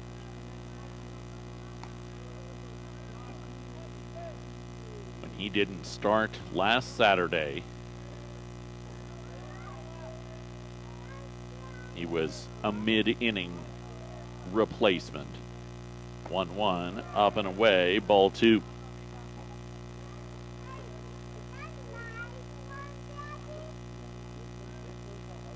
Young. 2-1, Uzawa watches a low, ball 3. I think that's one of those situations with a batter like Uzawa. The fastball's off the plate, ball 4. Numbers from a traditional baseball standpoint don't look all that great in regional play, but that was the 9th walk he's drawn in 25 plate appearances. Couple that with 2 hits and nearly a .500 on base percentage for him. That's why he's one of the nation's leaders. Harrison Good steps to the plate. Big throw over, ball gets away, but not far enough away from Cardenas for Uzawa to go anywhere.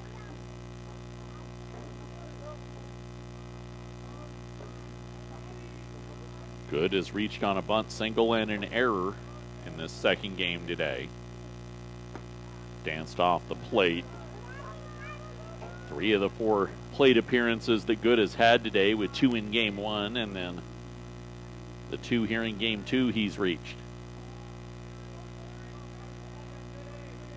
1-0. Uzawa taking off. Pitch low. Throw down to second. Ball can't be squeezed by Ramirez covering the bag. So Uzawa steals his 18th base of the season.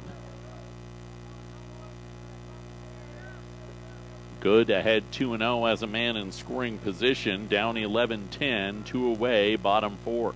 Young pitch delivered. Good. Watches it off. 3-0. This is the 12th at bat for the Plainsmen. The runner in scoring position. We're in the 4th inning. 3-0.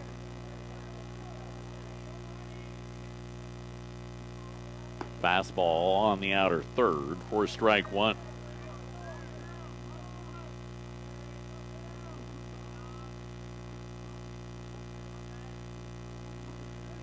Good, trying to tie the game with 1 to the outfield. Pitch driven out to left field, but right into the glove of Keenan Oxford to end the inning.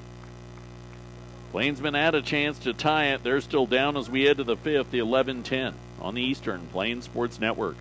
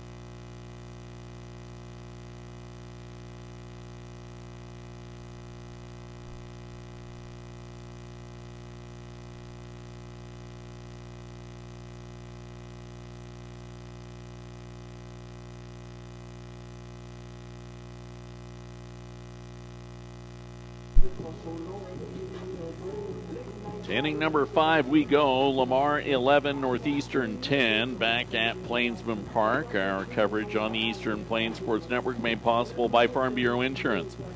Contact Melinda Hutt for all your life, home, auto, farm, and ranch insurance needs. 431 West Main Street in Sterling or 970-526-0202. Top of the Lamar order due up in the 5th inning. 4th time through for them. Alicio Ramirez, a walk, a strikeout, and a home run. Followed by Elijah Long and Daniel Santiago. 2nd inning of work for Tony Slazowski, who hops the first one in. 4-1. Slazowski, an inning and 2/3. The 1 run allowed is earned. 2 hits, a strikeout, and a walk. Ball drilled out to center field. Uzawa looks up, looks back. It's gone. Another Lamar home run. The Lopes blast their 5th home run of the ball game and take a 12-10 lead to the leadoff batter in the top of the 5th inning. It's the 2nd solo shot for Alicio Ramirez this evening. Half their hits are home runs. They have 10 hits, 5 home runs. And Elijah Long will step in. He's reached 2 of the 3 times he's come to the plate. And the first pitch across for strike number 1 to the shortstop. 1 for 2 in this game. 3 for 8 across the doubleheader. 6 runs scored. He hits a little flare job out to right field. Good over. Makes the catch on the track for the first out in the top of inning number 5.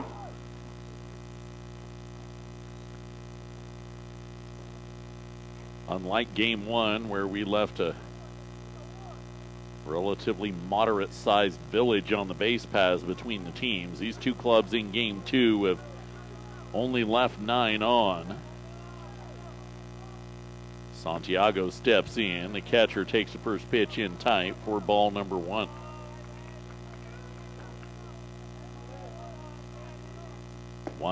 Late swing and a miss. Count evens out at a ball and a strike. Santiago's reached 2 of the 3 times, a single and an error.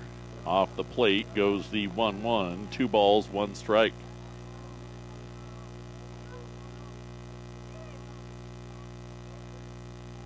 Two 1 check swing. It tumbles through the zone, 2-2. Slazowski is unwavered. Keeps doing his thing. He spins one off the plate, 3-2. We have a full count for the first time in a while. 15th full count Lamar hitters have seen today. 3-2 Slazowski, ball 4.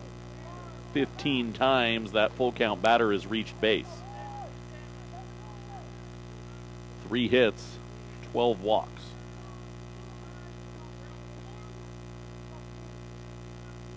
Keenan Oxford will now step in. He's reached 2 of the 3 times, hit by a pitch and a fielder's choice, to his credit this evening. He scored both times that he's reached, struck out his last time, pick throw over to first. And Santiago dives back in safely.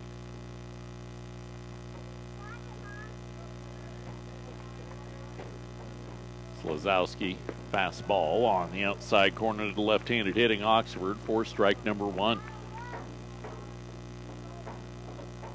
Going to be a short night for both these teams when this is all said and done.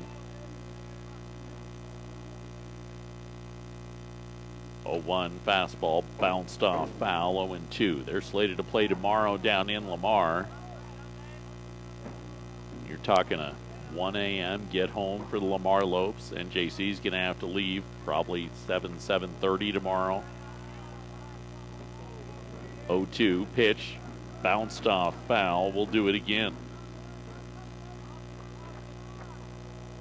Of course, that is because we are expecting weather this weekend. Saturday night into Sunday. Pick throw over to first. Santiago dives back in safely.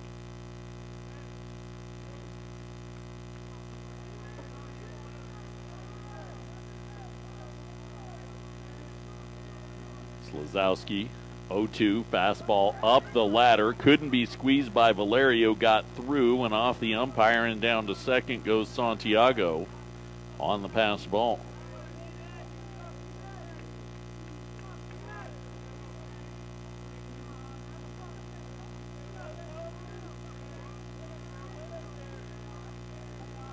One and two with a man in scoring position now for Lamar. Slazowski, pitch hammered, first base side, diving play behind the bag, but in foul territory was McVeigh. Foul ball will do it again.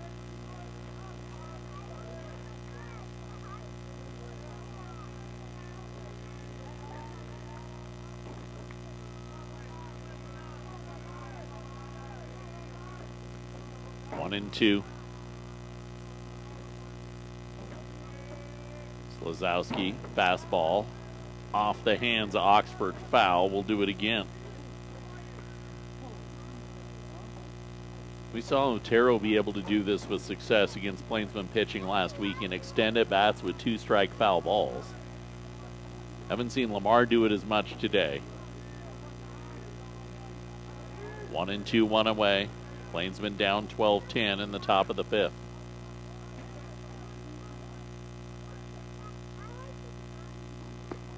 Outside corner called, strike 3. Oxford down looking for the second out in the top of the 5th inning. Slazowski's second strikeout of the game. Jeremiah Diarrazzo will step in. He's blown out twice and singled in this contest. Had 2 hits in the first game today. Fastball to him across for strike 1. Lamar has scored in 9 of the last 10 innings, dating back to the first game of the doubleheader.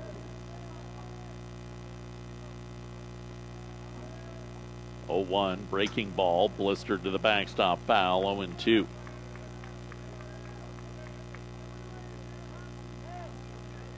Keeping just 1 run on the board, far better than the 3 they gave up in the first and the gnarly 7 spot in the 3rd for the Plainsman pitching crew.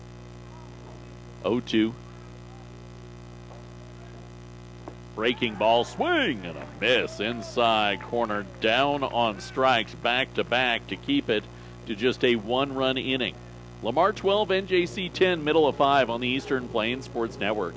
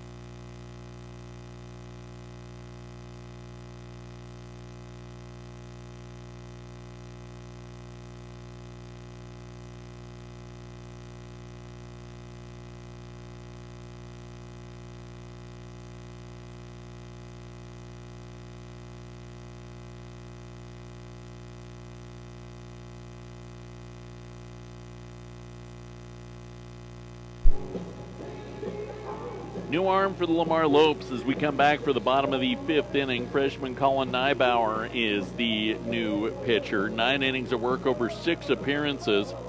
17 strikeouts, 16 walks, 13 hits, and 16 earned runs allowed for him. He replaces Aiden Young, who goes multiple innings for the first time in this 9-inning game for a Lope pitcher. 41 pitches over 2 innings of work. 1 of the 3 runs allowed were earned. Didn't strike anybody out. 3 hits, 2 walks. The Plainsmen will have the top of their order due up in the bottom of the 5th inning. Tanner Peary, Braden Stuft, and Zach McVeigh. Peary drilled a home run. He's also walked and singled in this game. 3 runs batted in. Plainsmen down 12-10 as the lefty Nybauer. First pitch sails up and away for ball number 1. Another arm in the pen, so I would venture to say that Nybauer is just a 1-inning option here. Given the stats on the season, that would back it up. Fastball inside corner, 1 ball and 1 strike.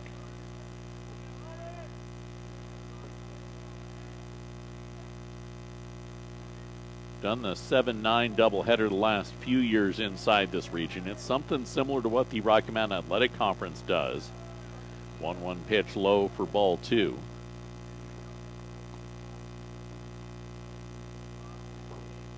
Would maybe make a little more sense if you played 3 game sets, but given the weather in Colorado, it's a little tough. 9 on a Friday, 2 on Saturday, 9 on getaway Sunday. 2-1 pitch, ball hammered by Peary. Out to right field, look up, look back, it's gone. His second home run of the ball game. Drilled out to right field, and the Plainsmen are back within 1. Tanner Peary, 4 runs batted in, 4 runs scored in 4 plate appearances, and he kicks off the bottom of inning number 5 exactly the way the Plainsmen needed, getting 1 back.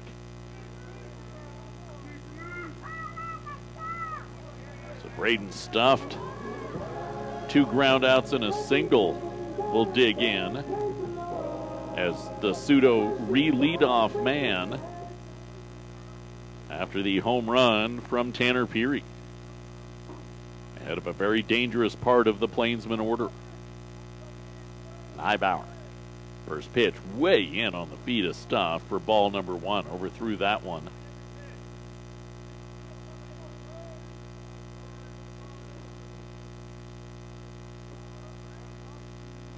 1-0.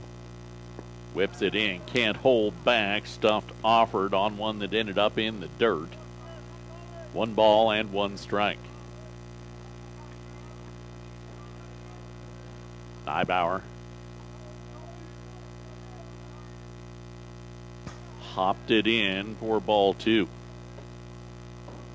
Give up that early home run, and now you're trying to throw the ball through the zone as opposed to letting the mechanics do the work.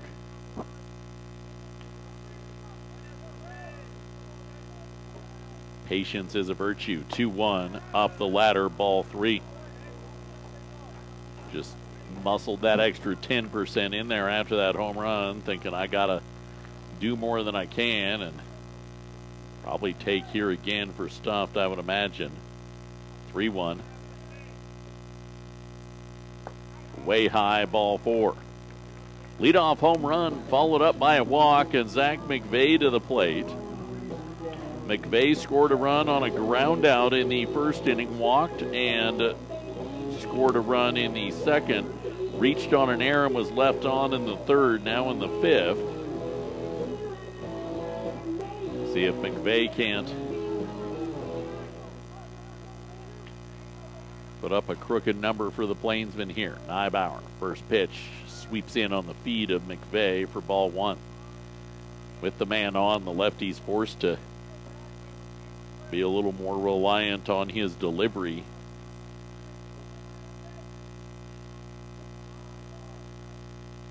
One-0. Off the plate and away from Santiago, and Stuffed will head to second. So Plainsmen have a runner in scoring position. And a visit to the mound quickly with nobody out in the bottom of inning number 5.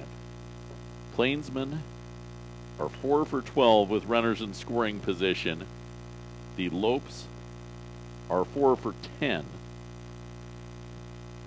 That doesn't include walks that have happened, as the number that you read there is not plate appearance but at bat.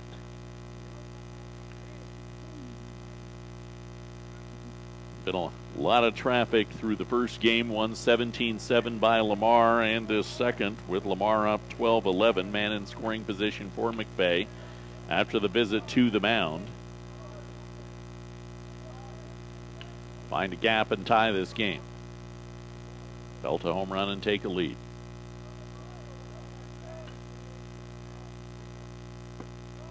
Tried for the ladder, got strike 1 contact. 2-1. Neibauer.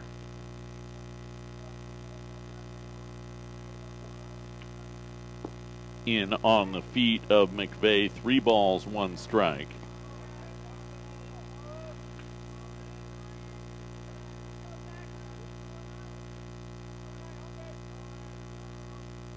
Nobody out, man on second, bottom of inning number 5. Neibauer.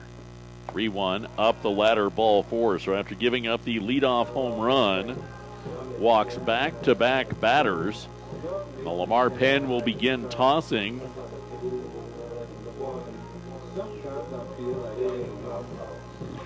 As Neibauer may be short-lived for this game. Max Valerio at the plate. Valerio singled and scored a run in the first, RBI ground out in the second, sac fly in the third. Neibauer. First pitch to Valerio, in on the knees for ball number 1. Leadoff home run on a 2-1 pitch. Lost the last 2 3-1 after getting behind ball 1 to both of them. Neibauer delivers the pitch. Ground ball out into left field by Valerio. Stuffed rounds third. He's coming to the plate to tie the ball game. Max Valerio through with his 3rd run batted in of the ball game. And the Plainsmen and Lopes are tied at 12 with nobody out in the bottom of inning number 5. That brings Michael Clark to the plate. He flew out to center his last time up. Clark.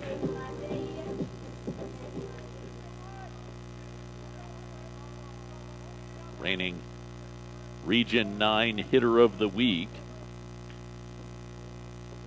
First pitch high for ball 1. We saw a lot of offense at a lot of locations last weekend in Region 9 baseball. Wind aided in several of the spots. 1-0 at the knees, 1 ball and 1 strike.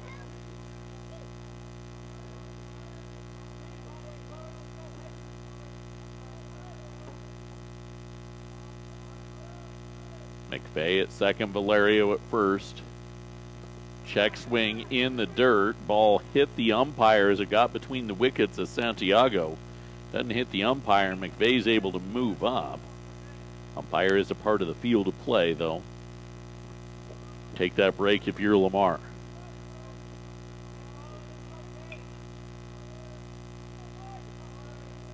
Two and one.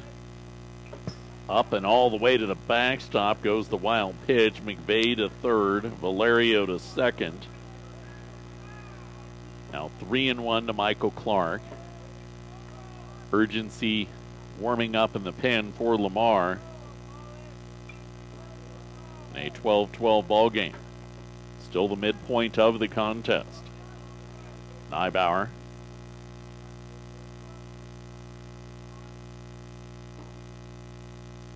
Three-one pitch. Ball hammered by Clark. Deep out to left field. See ya! 15-12 NJC on a 3-run home run from Michael Clark. The Plainsmen have put up 5 in the bottom of inning number 5. They lead 15-12. What a swing by Michael Clark. And that will do the day of Colin Neibauer. Failing to record an out, allowing 5 across. Pitching change. Plainsmen lead in the bottom of inning number 5 on the Eastern Plains Sports Network.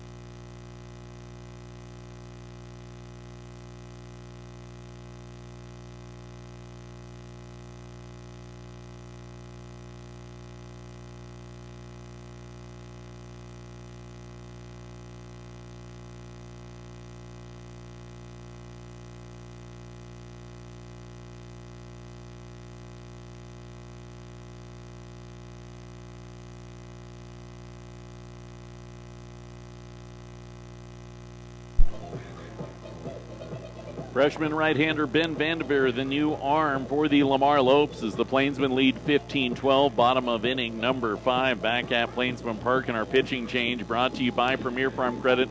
For over 100 years, reliable and consistent credit for our area agricultural community. Visit premieraca.com for more. Adam Vanderveer, 5th appearance of the year, 6 1/3 innings of work, 10 hits, 3 strikeouts, 6 walks, 4 earned runs allowed for the freshman, and bases empty as it closes the book on the guy who started the inning for the Lamar Lopes. Failing to record an out, Colin Neibauer, 5 runs allowed, 3 hits, 2 home runs for the Plainsmen. Vanderveer takes a first pitch strike across to Souter, who's tripled, flown out, and grounded out. Check swing to the backstop foul, 0-2.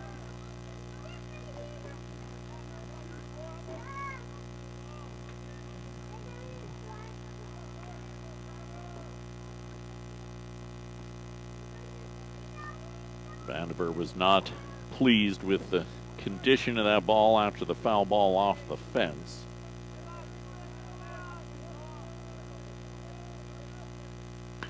Ball hammered by Souter out to center field. Abney, long run. It's over his head and ping-pongs around in center field. Souter into second with a stand-up double.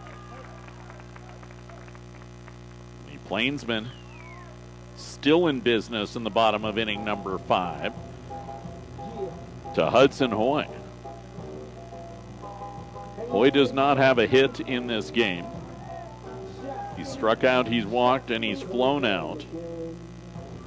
Hoy did score a run, though, in the third inning, drawing a leadoff walk, still with nobody out.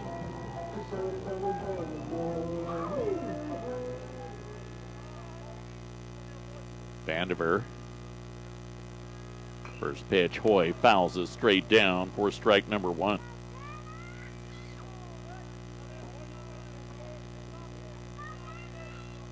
Fourth plate appearance of the game in the fifth inning. You know things are going well.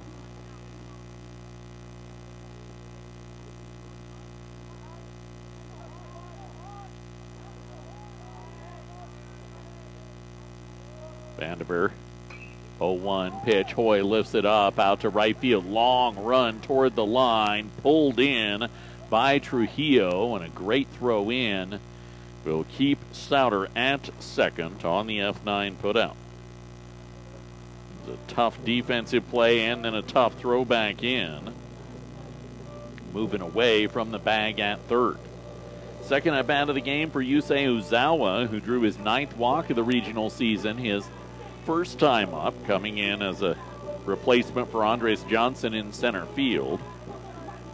Yusei now hitting 8-hole, but now you have Uzawa good, Peary stuffed. All guys who can run, hitting 8, 9, 1, 2, back to back to back to back. Really employ some small ball to do your thing. 1-0.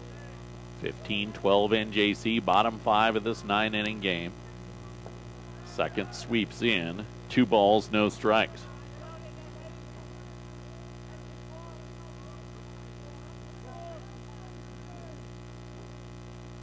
Still Slazowski's game. He's 47 pitches in. Nobody's been tossing in the pen for the Plainsmen.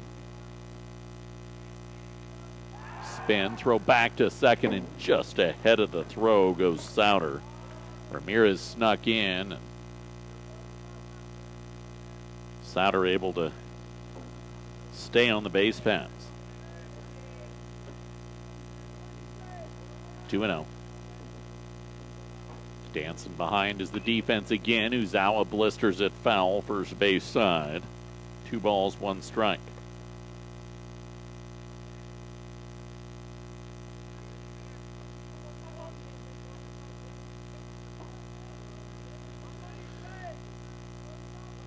Vandiver.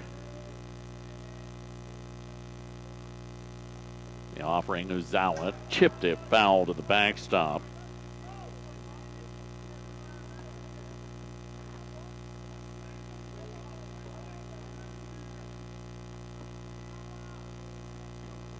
Yusei up tight in that left-handed box.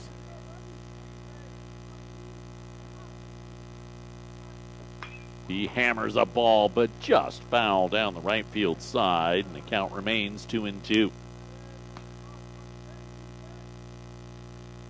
Mentioned that NJC threw more than 200 pitches in game 1. Lamar's hurtling toward that number, 132 in the 5th between all their pitchers.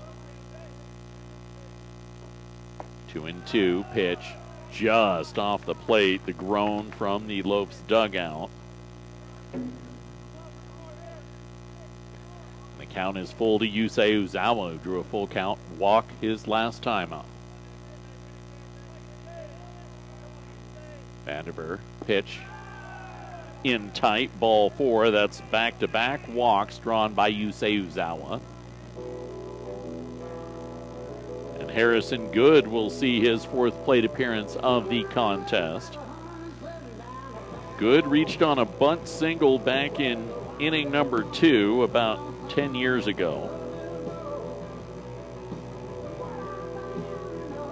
Since then, he's reached on an error that plated a run and flown out. Hop to the plate. The ball hopped up high on the catcher, Daniel Santiago, and he's able to cut down Carson Souter at third. So Souter out at third, caught stealing 2-5 for the second out of the inning. Still in scoring position, though, as Uzawa moved up. That was just a hard luck base running situation. Ball hopped straight up and an easy throw for Santiago. Good.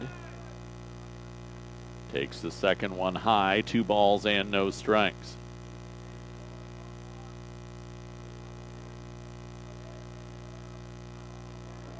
Vanderveer. Long look back, fastball up. 3-0 to Harrison Good. Flip it to the top, and Tanner Peary has already banged out a pair of home runs in this game, including one to kick off this inning. One more ball.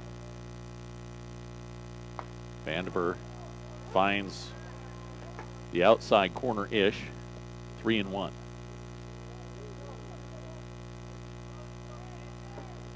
Plainsman up 15-12.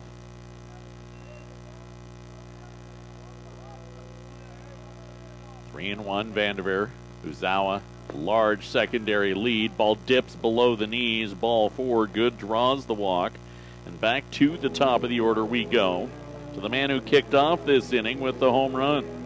9th walk drawn in this game for NJC. Tanner Peary, he has a pair of home runs.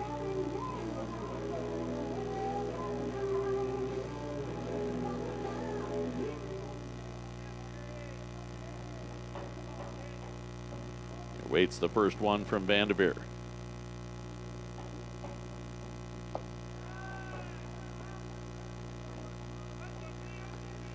Takes it high for ball 1. A single and a walk yet to be retired in the game is Peary. Second one off the plate. Ball 2.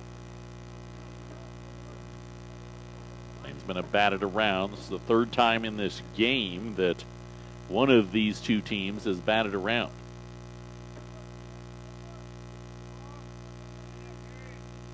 Pitch delivered. Peary watches it by.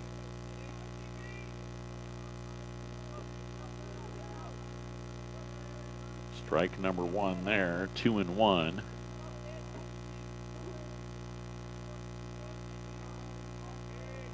Vanderveer eyeballing. He'll spin and throw to keep Uzawa close with 2 outs in the bottom of the 5th.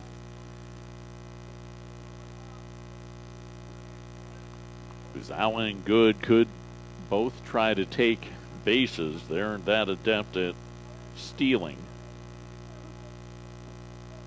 2-1. Vanderveer pitch delivered. Back pick to first. Good dives back in safely.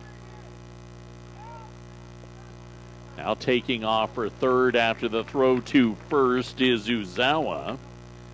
So he will get a stolen base, his 19th of the campaign.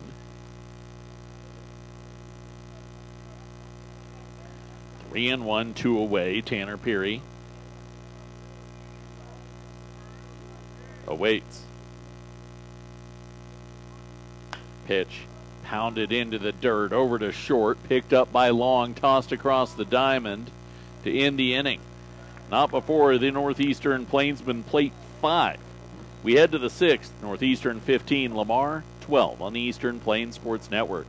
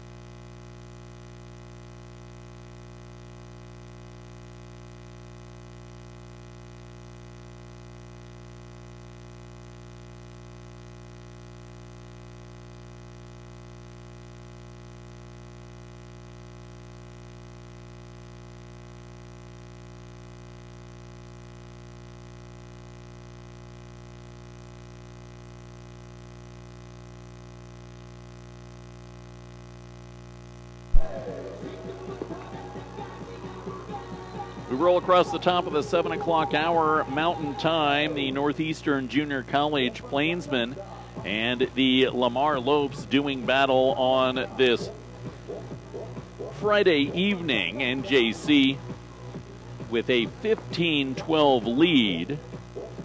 Still on the bump, Tony Slazowski in this 6 will face Andrew Apodaca, Eduardo Cardenas, and Randall Abney, 6, 7, and 8. Doubleheader started at 1 o'clock or just shy of 1 o'clock. We're just to the 6th inning of game number 2. Perry first pitch, foul tip by Apodaca for strike number 1. Apodaca's singled, doubled, and flown out in this game.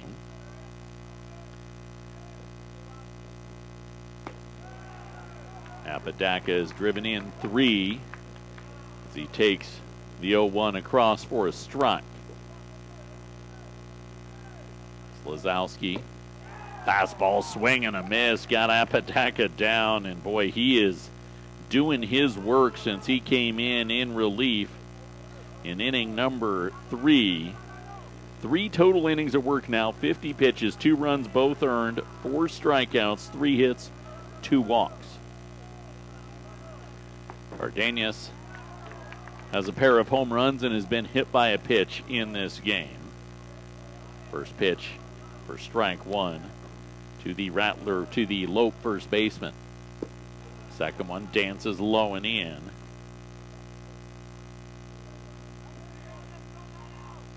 He had a home run off the starter and then a home run off of Slazowski. 2 straight out of the zone makes the count 2-1.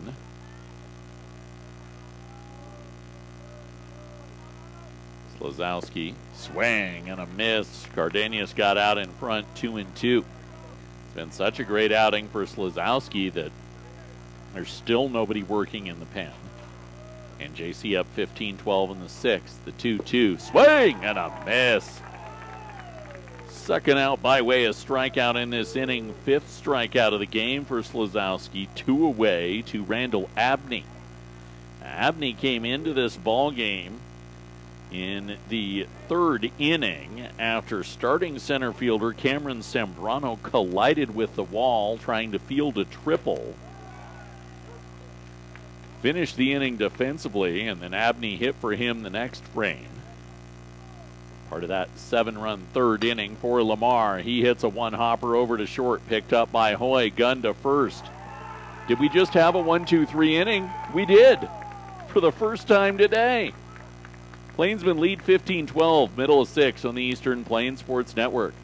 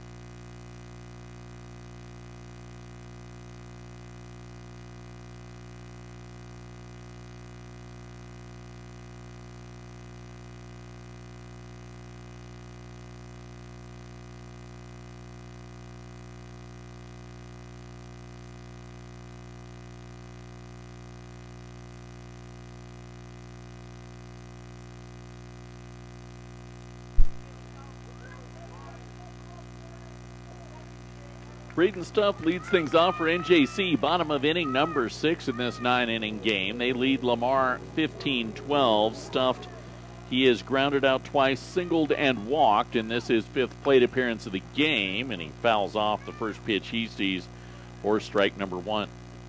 Plainsman lost the first game 17-7, but he's shown with a couple doubles, played a good hot corner. Vanderveer on for his second inning of work, and Stuff takes him deep out to left field. See ya! Leadoff home run for his second inning in a row. The Northeastern Plainsmen get it from Braden Stuff this time. They now lead 16-12. Stuffed goes yard. The Plainsmen with their 4th home run of the game. 2 runs batted in for Braden Stuff now. And the lead up to 4 for NJC. Now to bring Zach McVeigh to the plate. McVeigh has not collected a hit, but has reached 3 consecutive plate appearances. 2 walks and an error. First pitch, hop to the plate for Vanderveer for ball number 1.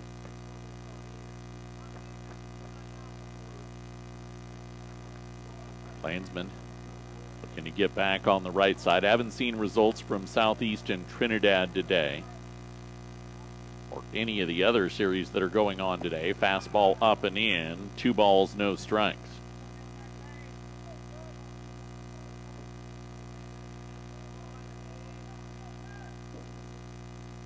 Vanderveer hops it in, ball drilled out to center field, slipping as he goes to make the play. Abney into second goes McVeigh.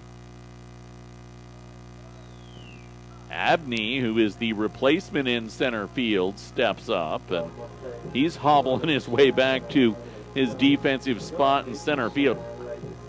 He never touched that ball. It's got to go down as a hit. That'll be a double for McVeigh in my unofficial book. We'll see what the team does there.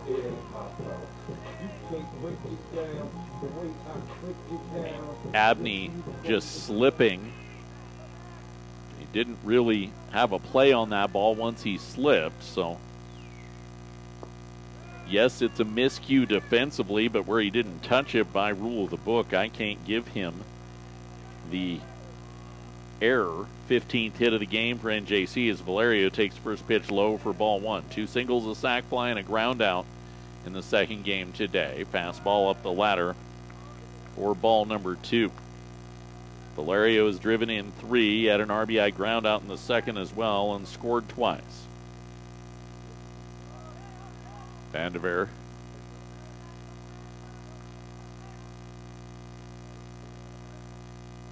two 2-0. Pitch hammered, but way foul by Valerio. A lot of power behind it. It couldn't turn it into the right lane. 2 arms tossing in the Lamar pen, so this could become a shorter outing for a lot of the rest of these arms. Vanderveer pitch. Valerio lifts it up. Shallow left field. Long, the shortstop retreating, makes the catch. Gets the first out in the bottom of inning number 6. Remaining at second is McVeigh. 1 away, 16-12 NJC. And Michael Clark to the plate. Clark, single, triple, and a home run to his credit in the contest.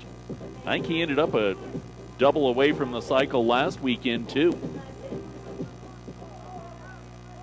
Bottom of inning number 6. Clark.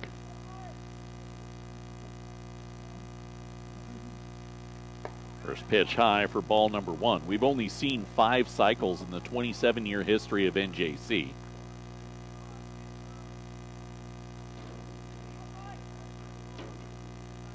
It's been 2 years since we saw one.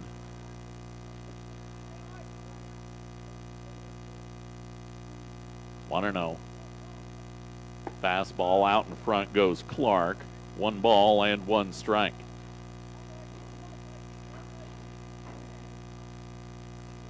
(16-12) NJC with a solo shot already across here in the 6th. Vanderveer Taking too much time, Clark calls time and steps out.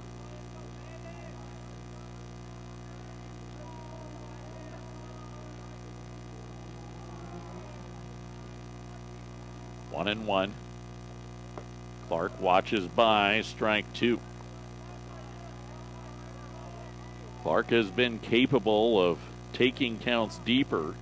His home run came on the fifth pitch of the at-bat. His triple came on the fifth as well. Fourth pitch here, 1-2. He bounces one back up the middle, and it hops underneath the glove of Elijah Long. Home on the play comes McVeigh, 17-12 NJC. Long attempted to olay that ball.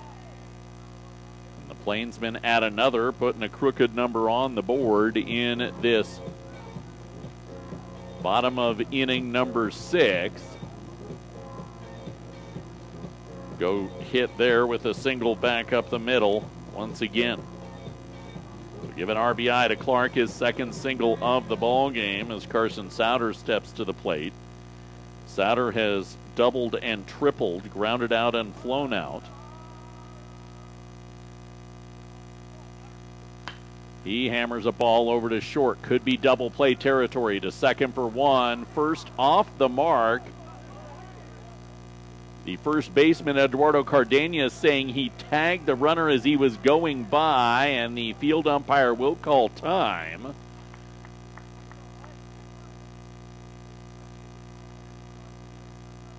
Looked to me like Cardenas had the ball in his glove when he applied the tag, and it would be, even though the throw was offline, a double play. And it is. It ends the inning, the double play. The Plainsmen plate 2, though. They lead 17-12 as we head to the 7th on the Eastern Plains Sports Network.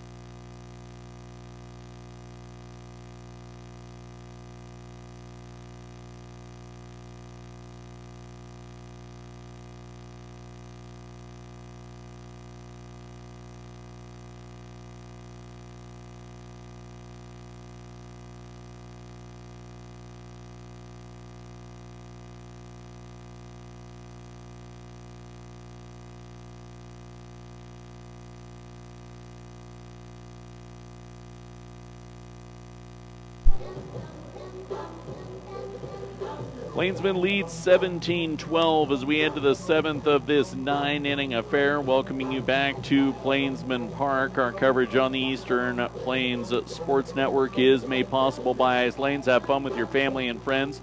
Do your bowling and get great food to eat at Ice Lanes. Call 970-522-3331 to reserve your lane ahead of time.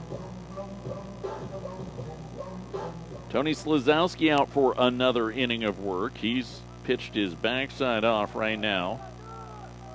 57 pitches as we head to the 7th inning.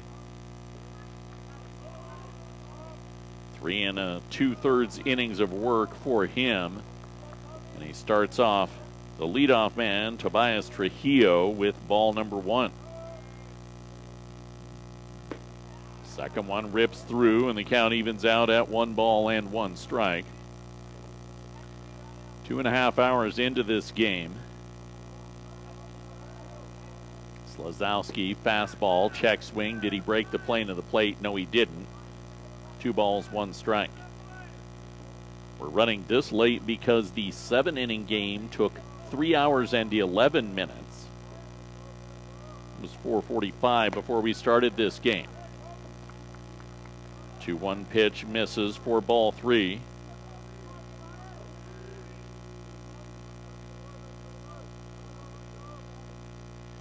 Fastball runs in and runs the count 2 full.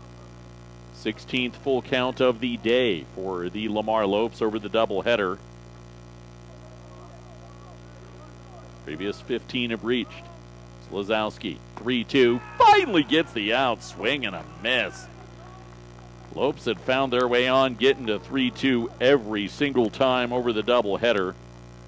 And the strikeout for Slazowski, his 5th of the last 6 batters. One away, top 7 to Alicio Ramirez, who owns 2 home runs today. He watches the first pitch by for strike number 1. Ramirez homered in the 3rd, homered in the 5th, both solo shots. To the backstop goes the 0-1 pitch, 1 ball and 1 strike.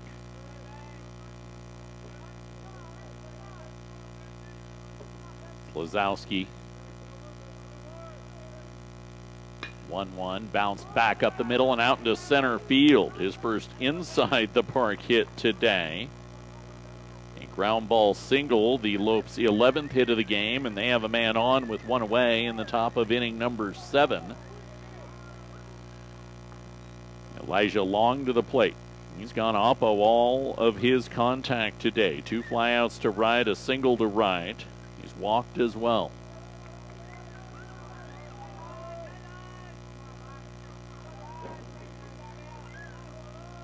Slazowski, first pitch off the plate for ball number 1. Ramirez jumping off the bank. Still nobody in the Plainsman pen, so you're going to ride Slazowski as long as you can, especially as effectively as he's been pitching. 1-0. Hopped in for ball 2. It's a precarious spot to handle, though, because even with the new arm care that NJC is doing, you still do see a dip in effectiveness once you get past 75, 80 pitches. 2-0. Knocked to the backstop, foul. 2 balls, 1 strike.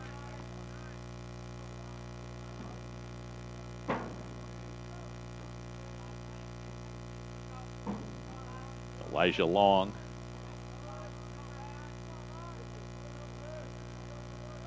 Kick throw over to first before Slazowski deals with Long.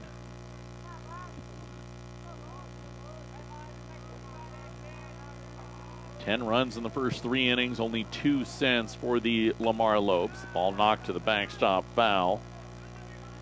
2 balls and 2 strikes.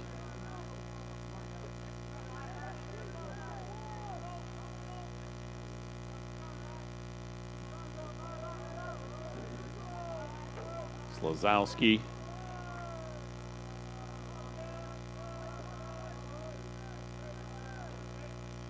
Two with 1 away, up and away, 3-2.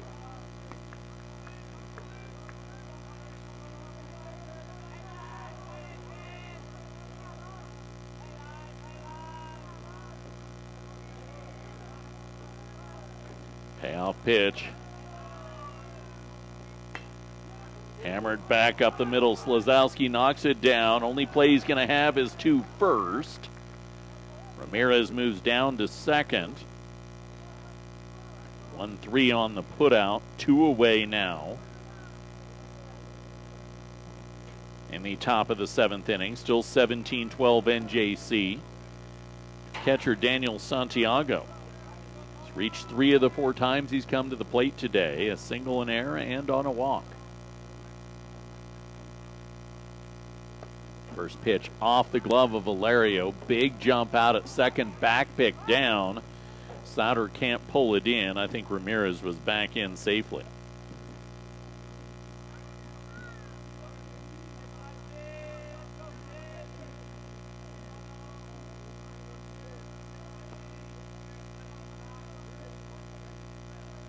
Want to know. Slazowski, pitch delivered. Flare job out to right field. Laying out and making the catch. Harrison Good. Na-na-na. Top play for the Northeastern Plainsmen and ends the inning. No runs for Lamar. 17-12 Plainsmen lead. Bottom of the 7th next on the Eastern Plains Sports Network.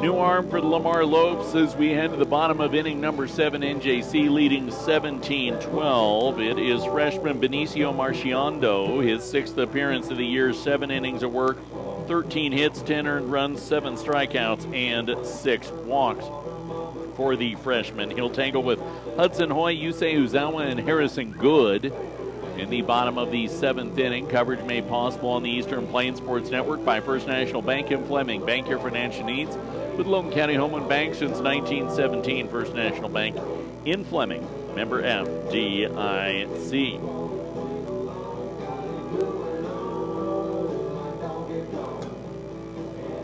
The Plainsmen have put 17 across with 16 hits, trying to get themselves back on the winning side of things after seeing their 11-game winning streak come to a close in the 17-7 loss in Game 1 today.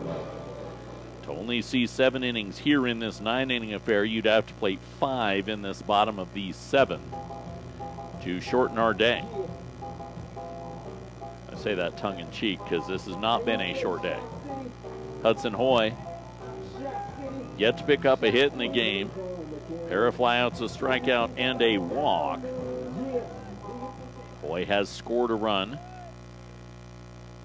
Marchiondo, the righty, first pitch. Hoy drops a bunt down third base side, fielded off a one-hop by Diarrazzo. He guns it across the diamond, pulling Cardenas off the bag, but he gets his foot back on the bag for out number 1 in the bottom of the 7th inning. That'll try Yusei Uzawa up for a 3rd time in the game. Defensive replacement in the 4th. He's drawn a pair of walks. Traditionally the leadoff man in this Plainsman lineup. Marchiondo, hard throwing first pitch low for ball 1.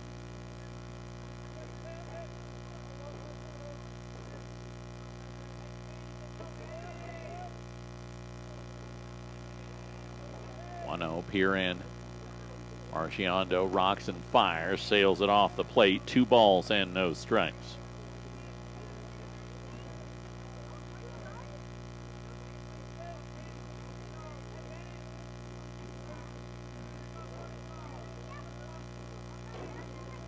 Marchiondo 2-0 on the outside corner for strike number 1.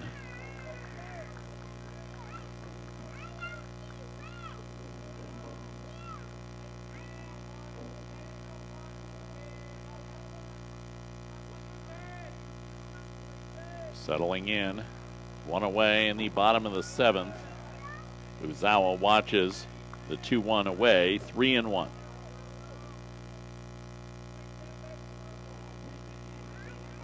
He has been a walk-drawn machine in Region 9 play.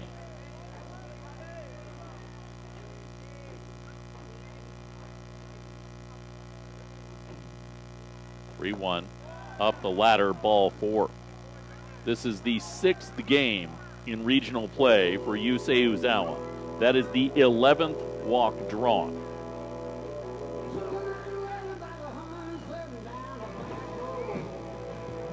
Harrison Good, who made the spectacular defensive snag to end at the top of the 7th, will get a crack at it at the plate.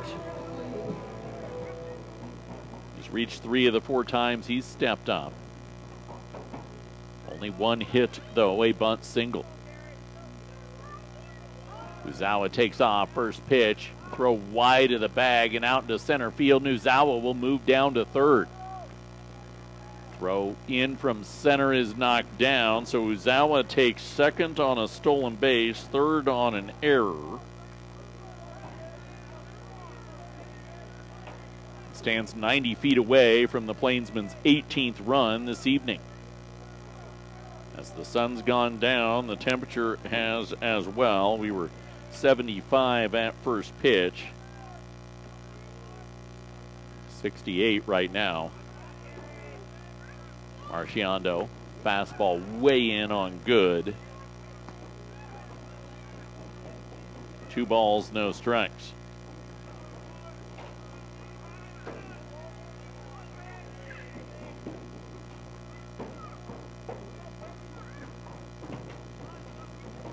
2-0 offering. Marchiondo. Check swing. It pours across the outer edge of the plate for strike number 1.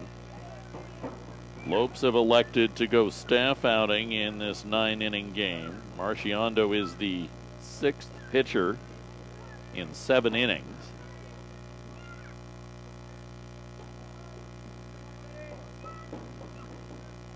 Two and one. Good. Takes it in the dirt. 3 balls, 1 strike. There's nobody down in the pen, so this is one of those situations for Lamar where you're going to have to wear this one knowing that you have 2 games tomorrow in Lamar.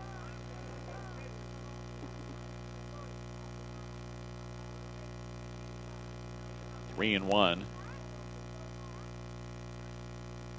Marchiondo fires it in. Home run swing. Strike 2 contact for Harrison Good. He wanted to make this a 19-2 ball game, something bad.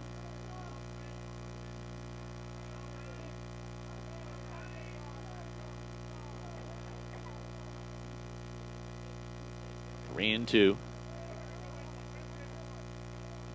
Marchiondo pitch fouled off a Good in the box, and he'll skip up the line to let the pain subside.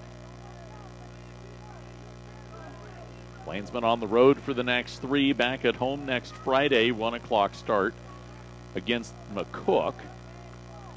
They go there next Sunday, again all weather pending, but looking good for Friday at least. 3 and two. 1 away, Marchiondo with the pitch. Good, rips it to the backstop, foul, will do it again. 8th pitch of the at-bat for Harrison Good. The QAB rate is astronomical for this Northeastern Plainsman team. See a lot of pitches, find ways on, find ways to plate runs, all those little things. They do so well.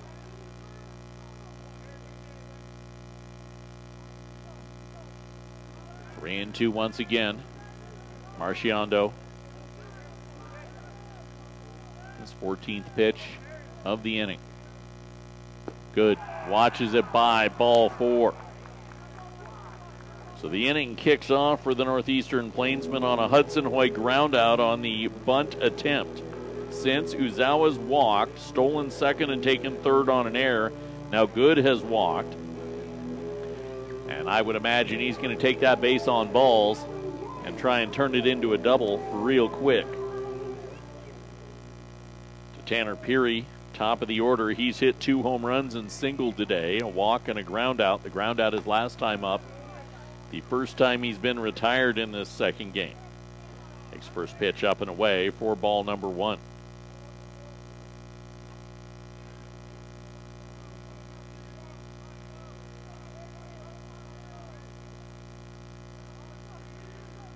Marchiondo.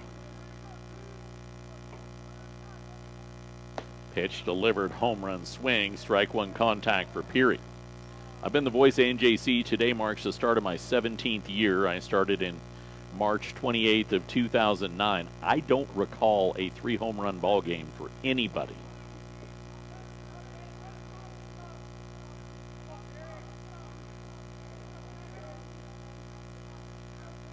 Tanner Peary shows bunt, pitch sails high, 2 balls, 1 strike.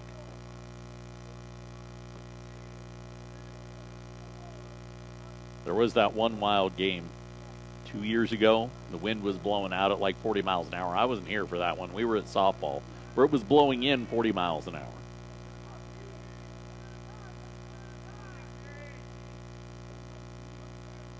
Two and two. Pitch bounded to the backstop, foul. Then JC leading 17-12 in the bottom of the 7th inning.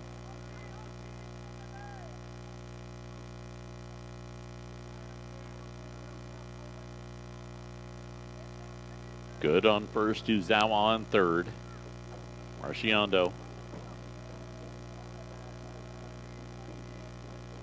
2-2, runner moving. Good will take second on the pitch away. Count is full. with 1 out in the bottom of the 7th inning. Braden Stuff standing on deck.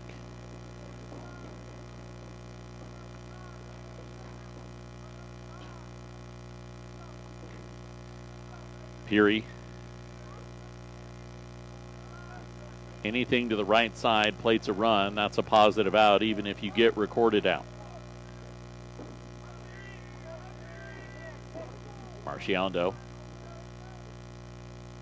Fastball tipped into the glove of Santiago, and he's down on strikes for the 2nd out in the bottom of the 7th inning to Braden Stuff. Stuff 2 for 4. He has driven in 2, walked once, and scored twice in this 2nd game. A home run his last time up. First pitch off the arm of Santiago. Ball 1, it stays in front of him, so the runners cannot advance.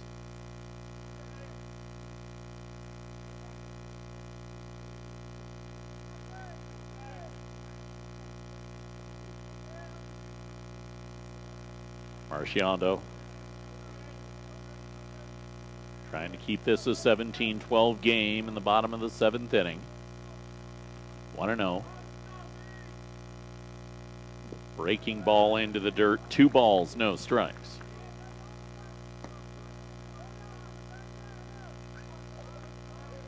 Each team scored 3 in the first. NJC looked like they were going to run away up 7-3, then gave up a 7 spot in the 3rd, only to equalize it at 10. Lopes up 12-10, a 5 spot for NJC, and then a 2 spot. Has them up 17-12, lifted to the backstop foul, goes Stuff's 2-0 swing. 2 balls, 1 strike.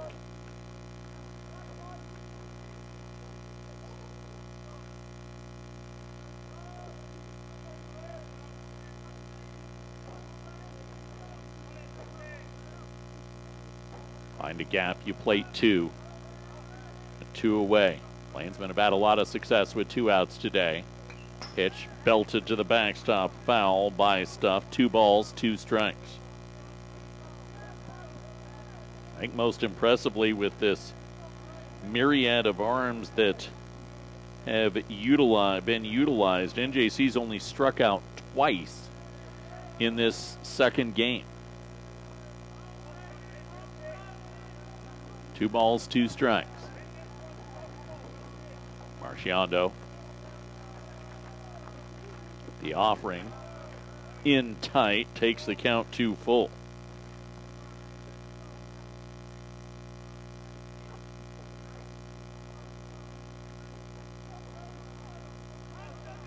McVeigh on deck, Valerio behind him, Clark behind that.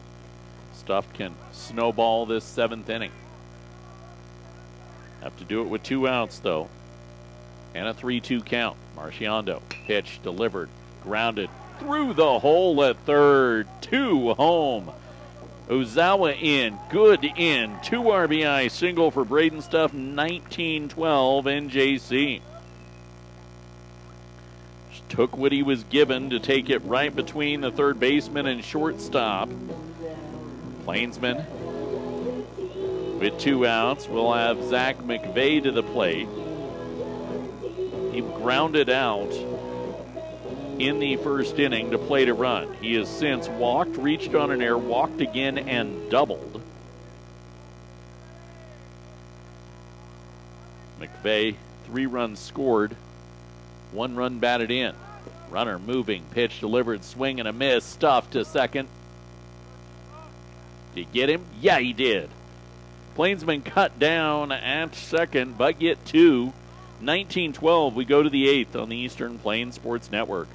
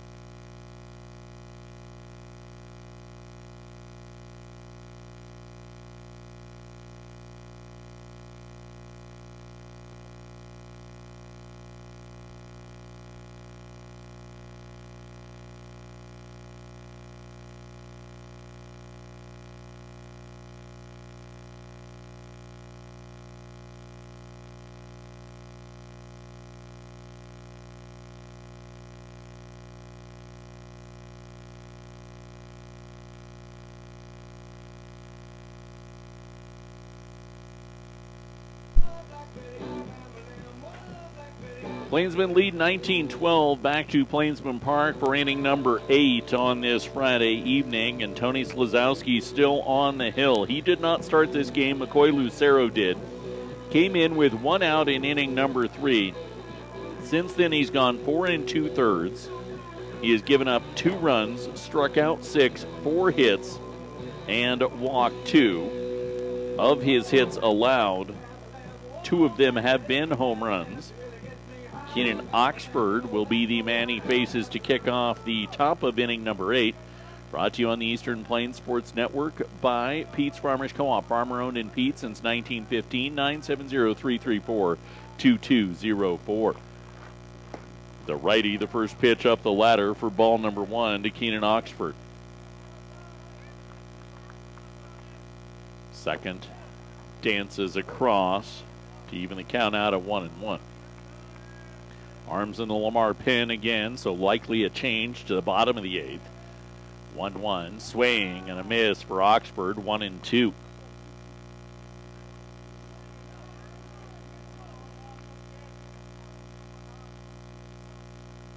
Slazowski, a 1-2, will blip foul. We'll do it again.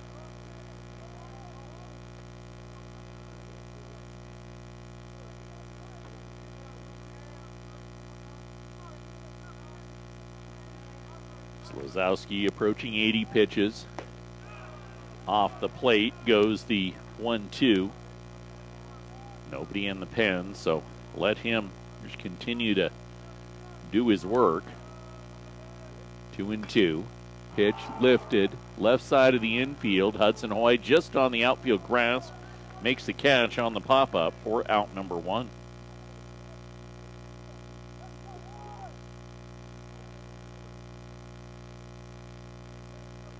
That'll bring Jeremiah D'Arezzo to the plate for the Lamar Lopes. D'Arezzo, 1 for 4 in this second game today. Watches the first pitch low for ball number 1. Singled and was put out on a fielder's choice in the 4th. His lone hit as he takes a strike.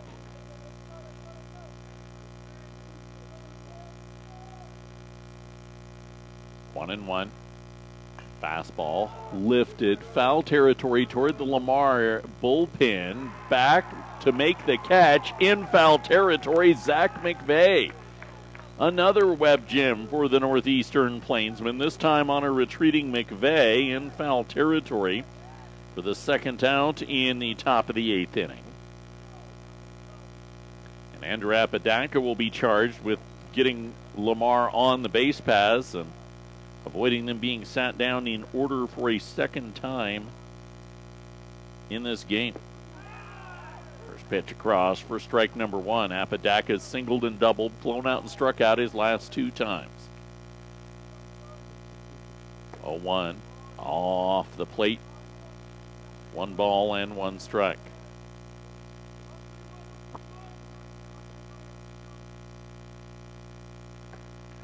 Home run swing, strike 2 contact for Apodaca, 1-2.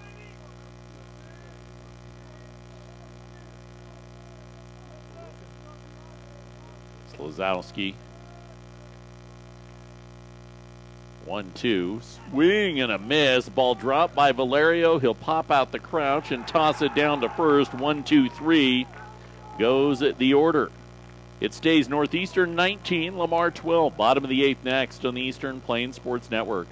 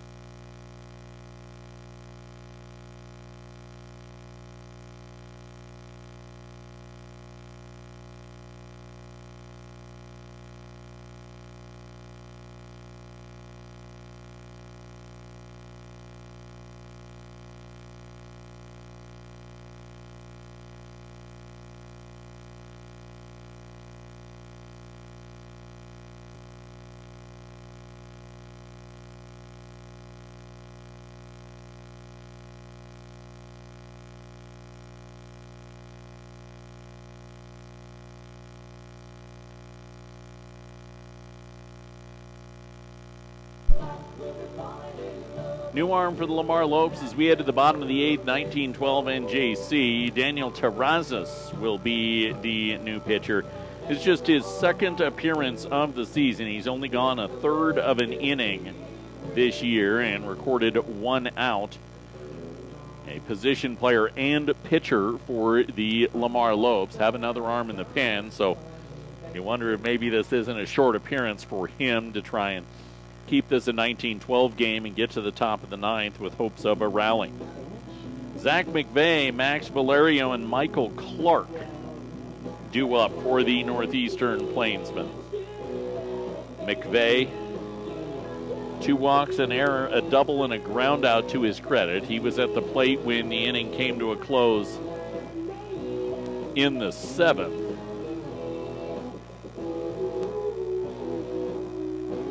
19 runs, 17 hits, 2 errors, and 7 left on for the Plainsmen. 12 runs, 11 hits, 4 errors, and 6 left on for the Lopes. Terrazas. First pitch, foul tip for McVeigh for strike number 1.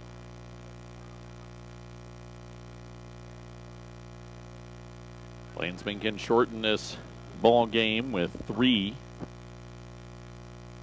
The 0-1 on the outside corner quickly makes it 0-2.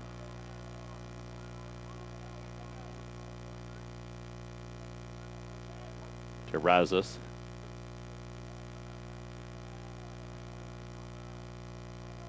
The 0-2, ball lifted to the backstop, foul. We'll do it again.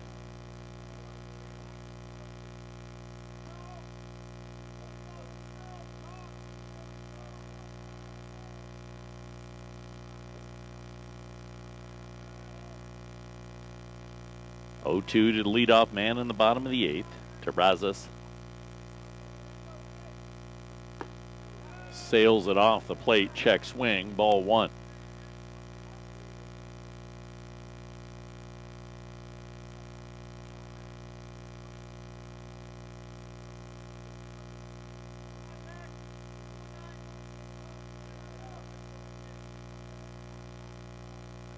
One and 2. Breaking ball, lifted foul over the Lopes dugout. Count remains 1-2. Plainsman runs in every inning except the 4th, where they were held off the board. They've rattled off 9 unanswered since trailing 12-10. Ball driven by McVeigh on the 1-2 deep to left field. It's back. It's gone. A leadoff home run once again for the Northeastern Plainsmen puts them up 20-12. McVeigh goes yard in a leadoff home run. The Plainsmen led off the 5th with a home run and the 6th with a home run. Now in the 8th, Max Valerio steps to the plate. He's driven in a pair. Valerio, a trio. He has an RBI single, a ground out single, and a sac fly single, and another single. 2 runs scored for him as well. Plainsmen up 20-12 in the bottom of the 8th with nobody out, and Valerio watches the first pitch sail high for ball 1.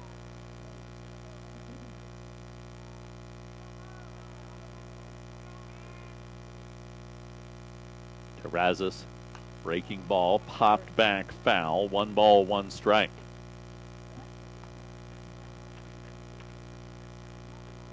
With all the offense in this game, you expect a plethora of pitches to have been thrown. 164 thrown by Plainsman pitching, 193 by Lope pitching. Ball hammered by Valerio down the right field line, bends into the bullpen foul. 1 ball, 2 strikes.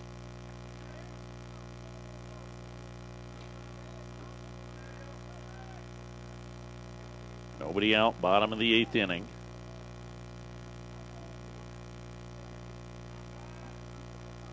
One and 2. Valerio watches it high. 2 balls and 2 strikes.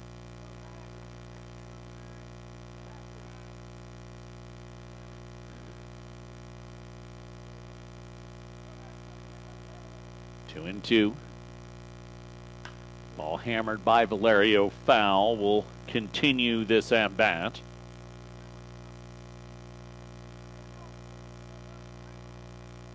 The Plainsmen look to moderately shorten this Friday evening ahead of tomorrow's trip to Lamar. 2-2.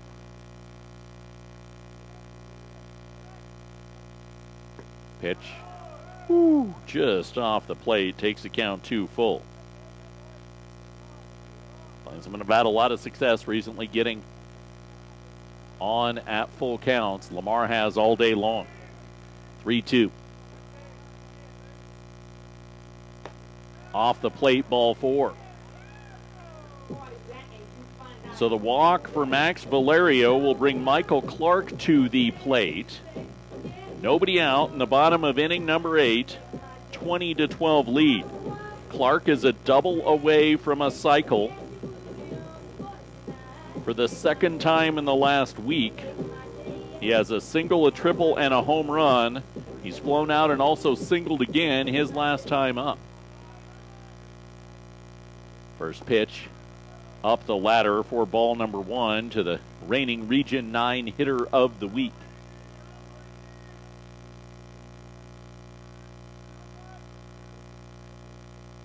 Clark. 1-0, pick throw over to first, and Valerio scurries back in safely. Solo home run to kick off the inning by Zach McVeigh. Walk drawn by Valerio.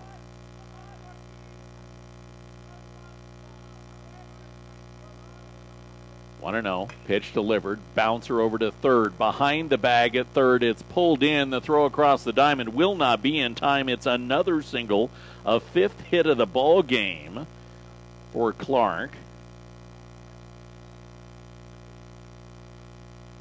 Unsuccessful in coming up with the double that he needed, but nope, they call that a foul ball.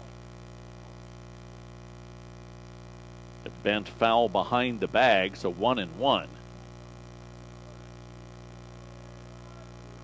So Clark's quest for a cycle, the 6th in Plainsman history, continues after the foul ball behind the bag at third. 2012 NJC. Terrazas. With Valerio taking off, pitch in the dirt. Valerio down to second, and he's cut down. So 2-1 to Clark. Valerio caught stealing at second. Lamar continuing to display great acumen in thwarting the base running ability of this Plainsman team. 1 out, and Clark, now with the bases empty, has a 2-1 count. Pitch delivered, fired off foul. 2 balls, 2 strikes.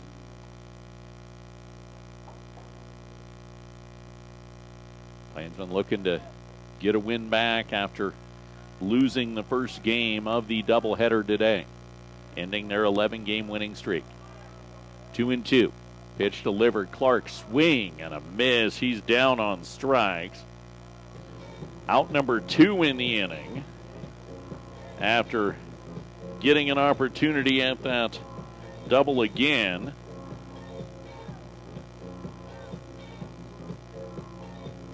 Carson Souter to the plate. Souter has a triple and a double to his credit.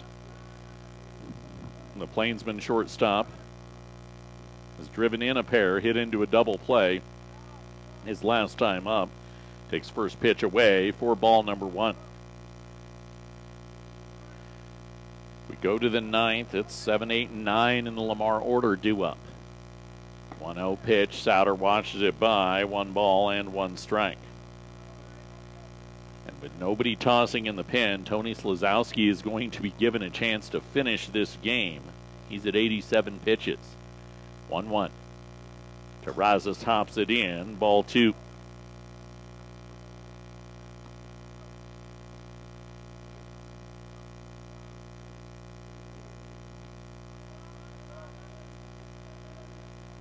Souter settles back in. Fastball off the plate. 3 balls, 1 strike.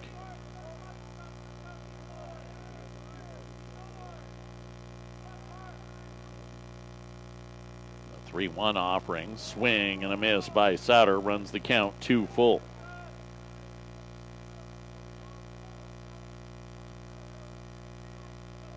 Daniel Terrazas, his 24th pitch of this 8th inning, 3-2. Breaking ball knocked to the backstop, foul off the fists of Sauter. Count remains full.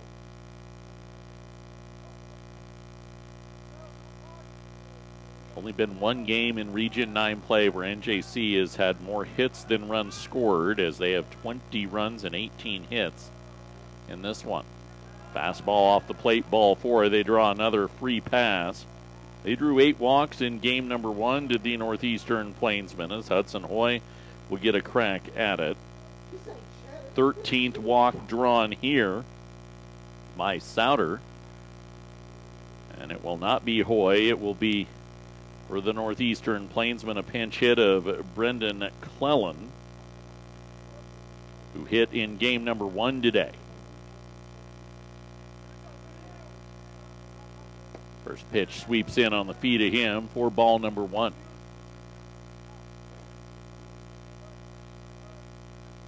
Cleland.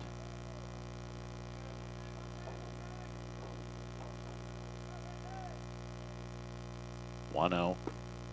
Takes one at the knees, 1 ball and 1 strike. Wanting to continue this inning to Yusei Uzawa for the Northeastern Plainsmen. Most prolific on-base hitter in the region and in the nation. 1-1 pitch in on the feet of Cleland. 2 balls, 1 strike.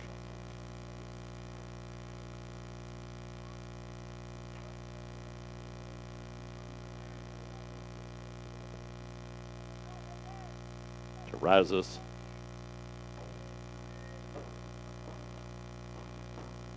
Two and 1. Fired off foul by Cleland. 2 balls, 2 strikes.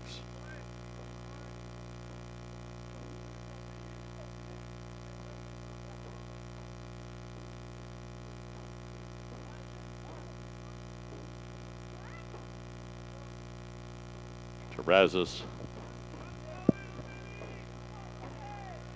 trying to get out of this inning. It has been a labor all day long for Lamar in this second game. Away goes the 2-2, 3-2.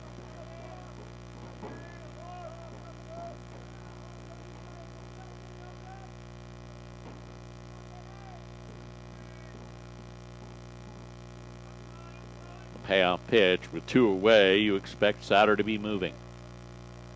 He is. Pitch delivered, slapped off foul by Cleland, so we redo it.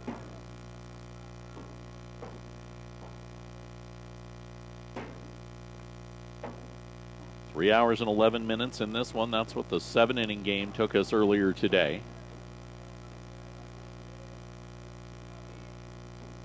3-2 pitch. Cleland ground ball over to second. They'll go the short way to first and get it. 4-3 on the putout. Solo shot to kick the inning off, though. Gives NJC an 8-run cushion to the 9th. They lead 20-12 on the Eastern Plains Sports Network.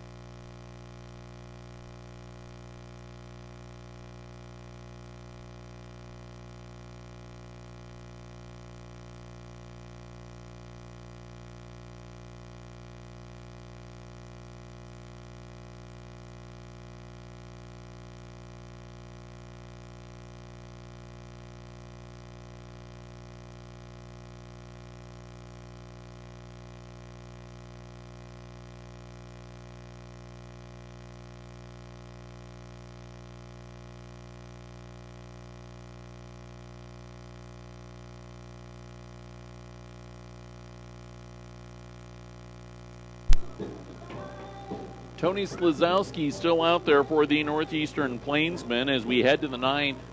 20-12, the lead for NJC. Number 7's gone 5 2/3 innings in this game.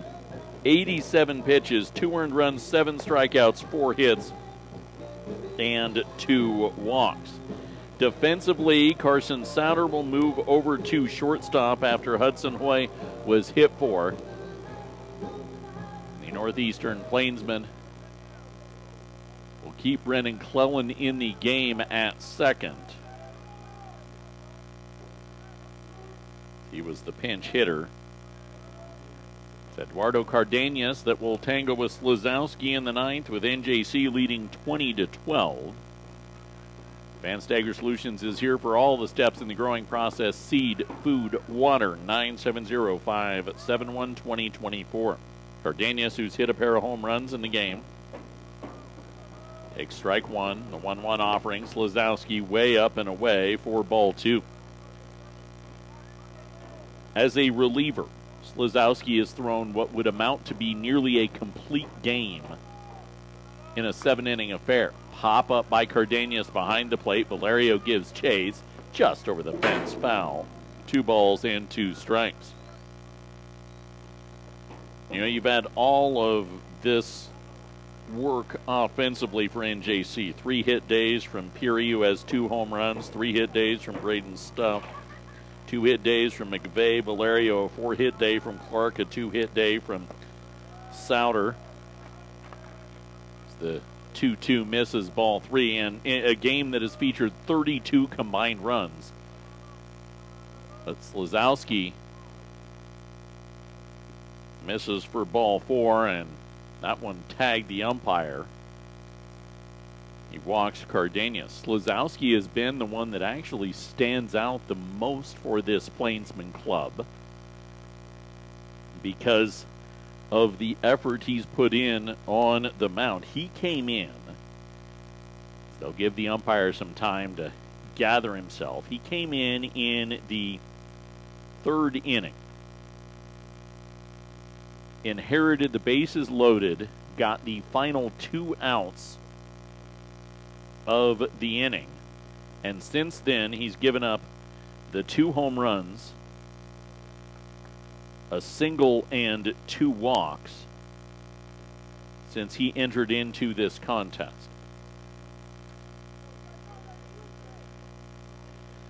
He came in a ball game where NJC at the time trailed 10-7, and now they lead 20-12.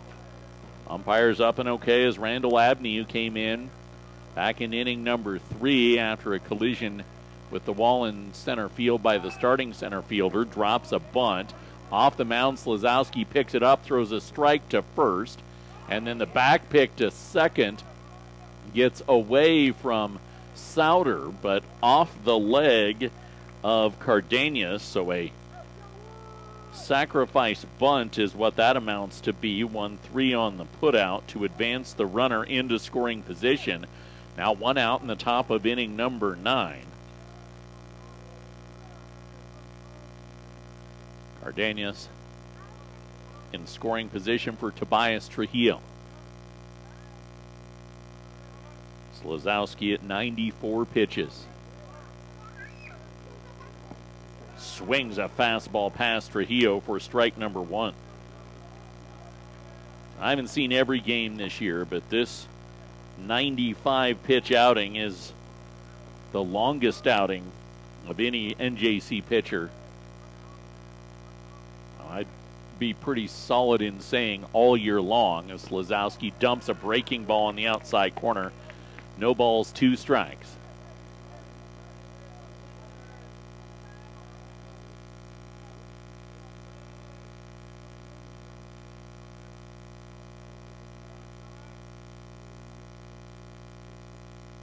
Rock and fire, swing and a miss. Get his 8th strikeout of the ball game for out number 2 in the top of the 9th inning. Runner stays in scoring position.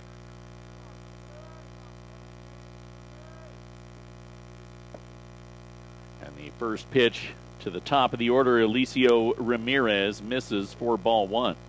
Ramirez has hit 2 homers, a single. He has a walk and a strikeout as well. Runner dancing off the bag at second. Slazowski side eyes him. Pop to the backstop. 1 ball and 1 strike.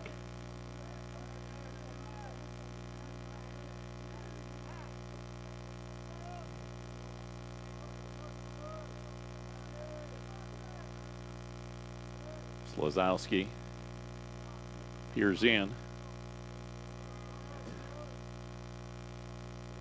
Gets his sign, sweeps one away.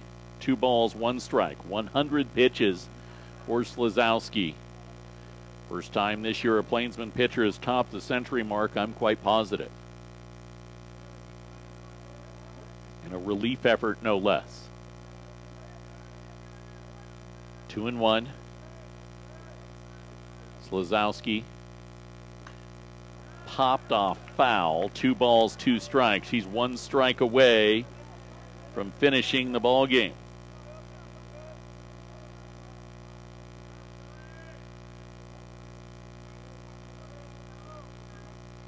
Tony Slazowski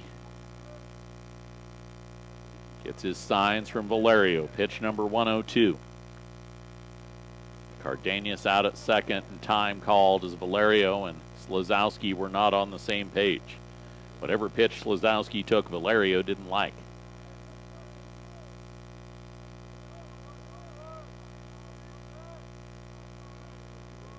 Two and two. Breaking ball between the wickets of Valerio, taking off for third and sliding in softly was Cardenas. Stuffed was not at the bag holding, and Cardenas didn't take off with any sense of urgency whatsoever on the pass ball. Count full, 2 away, runner at third, 2012 NJC.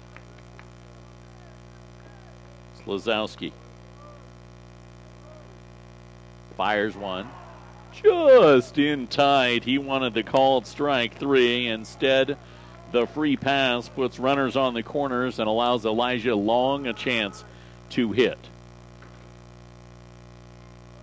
I don't even know that Slazowski needs to hop on the bus tomorrow morning. He can sleep it off as long as he's gone today. He's definitely not pitching again for a week. Low for ball one to Elijah Long.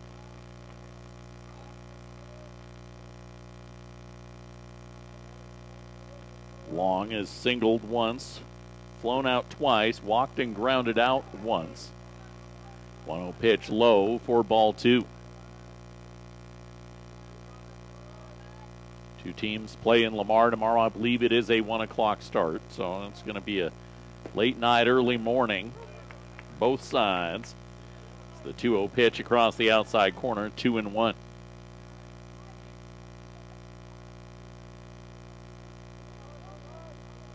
Slazowski still in search of that final out to finish this game off. Fastball on the outside corner, 2-2. It's 108th pitch of the game forthcoming.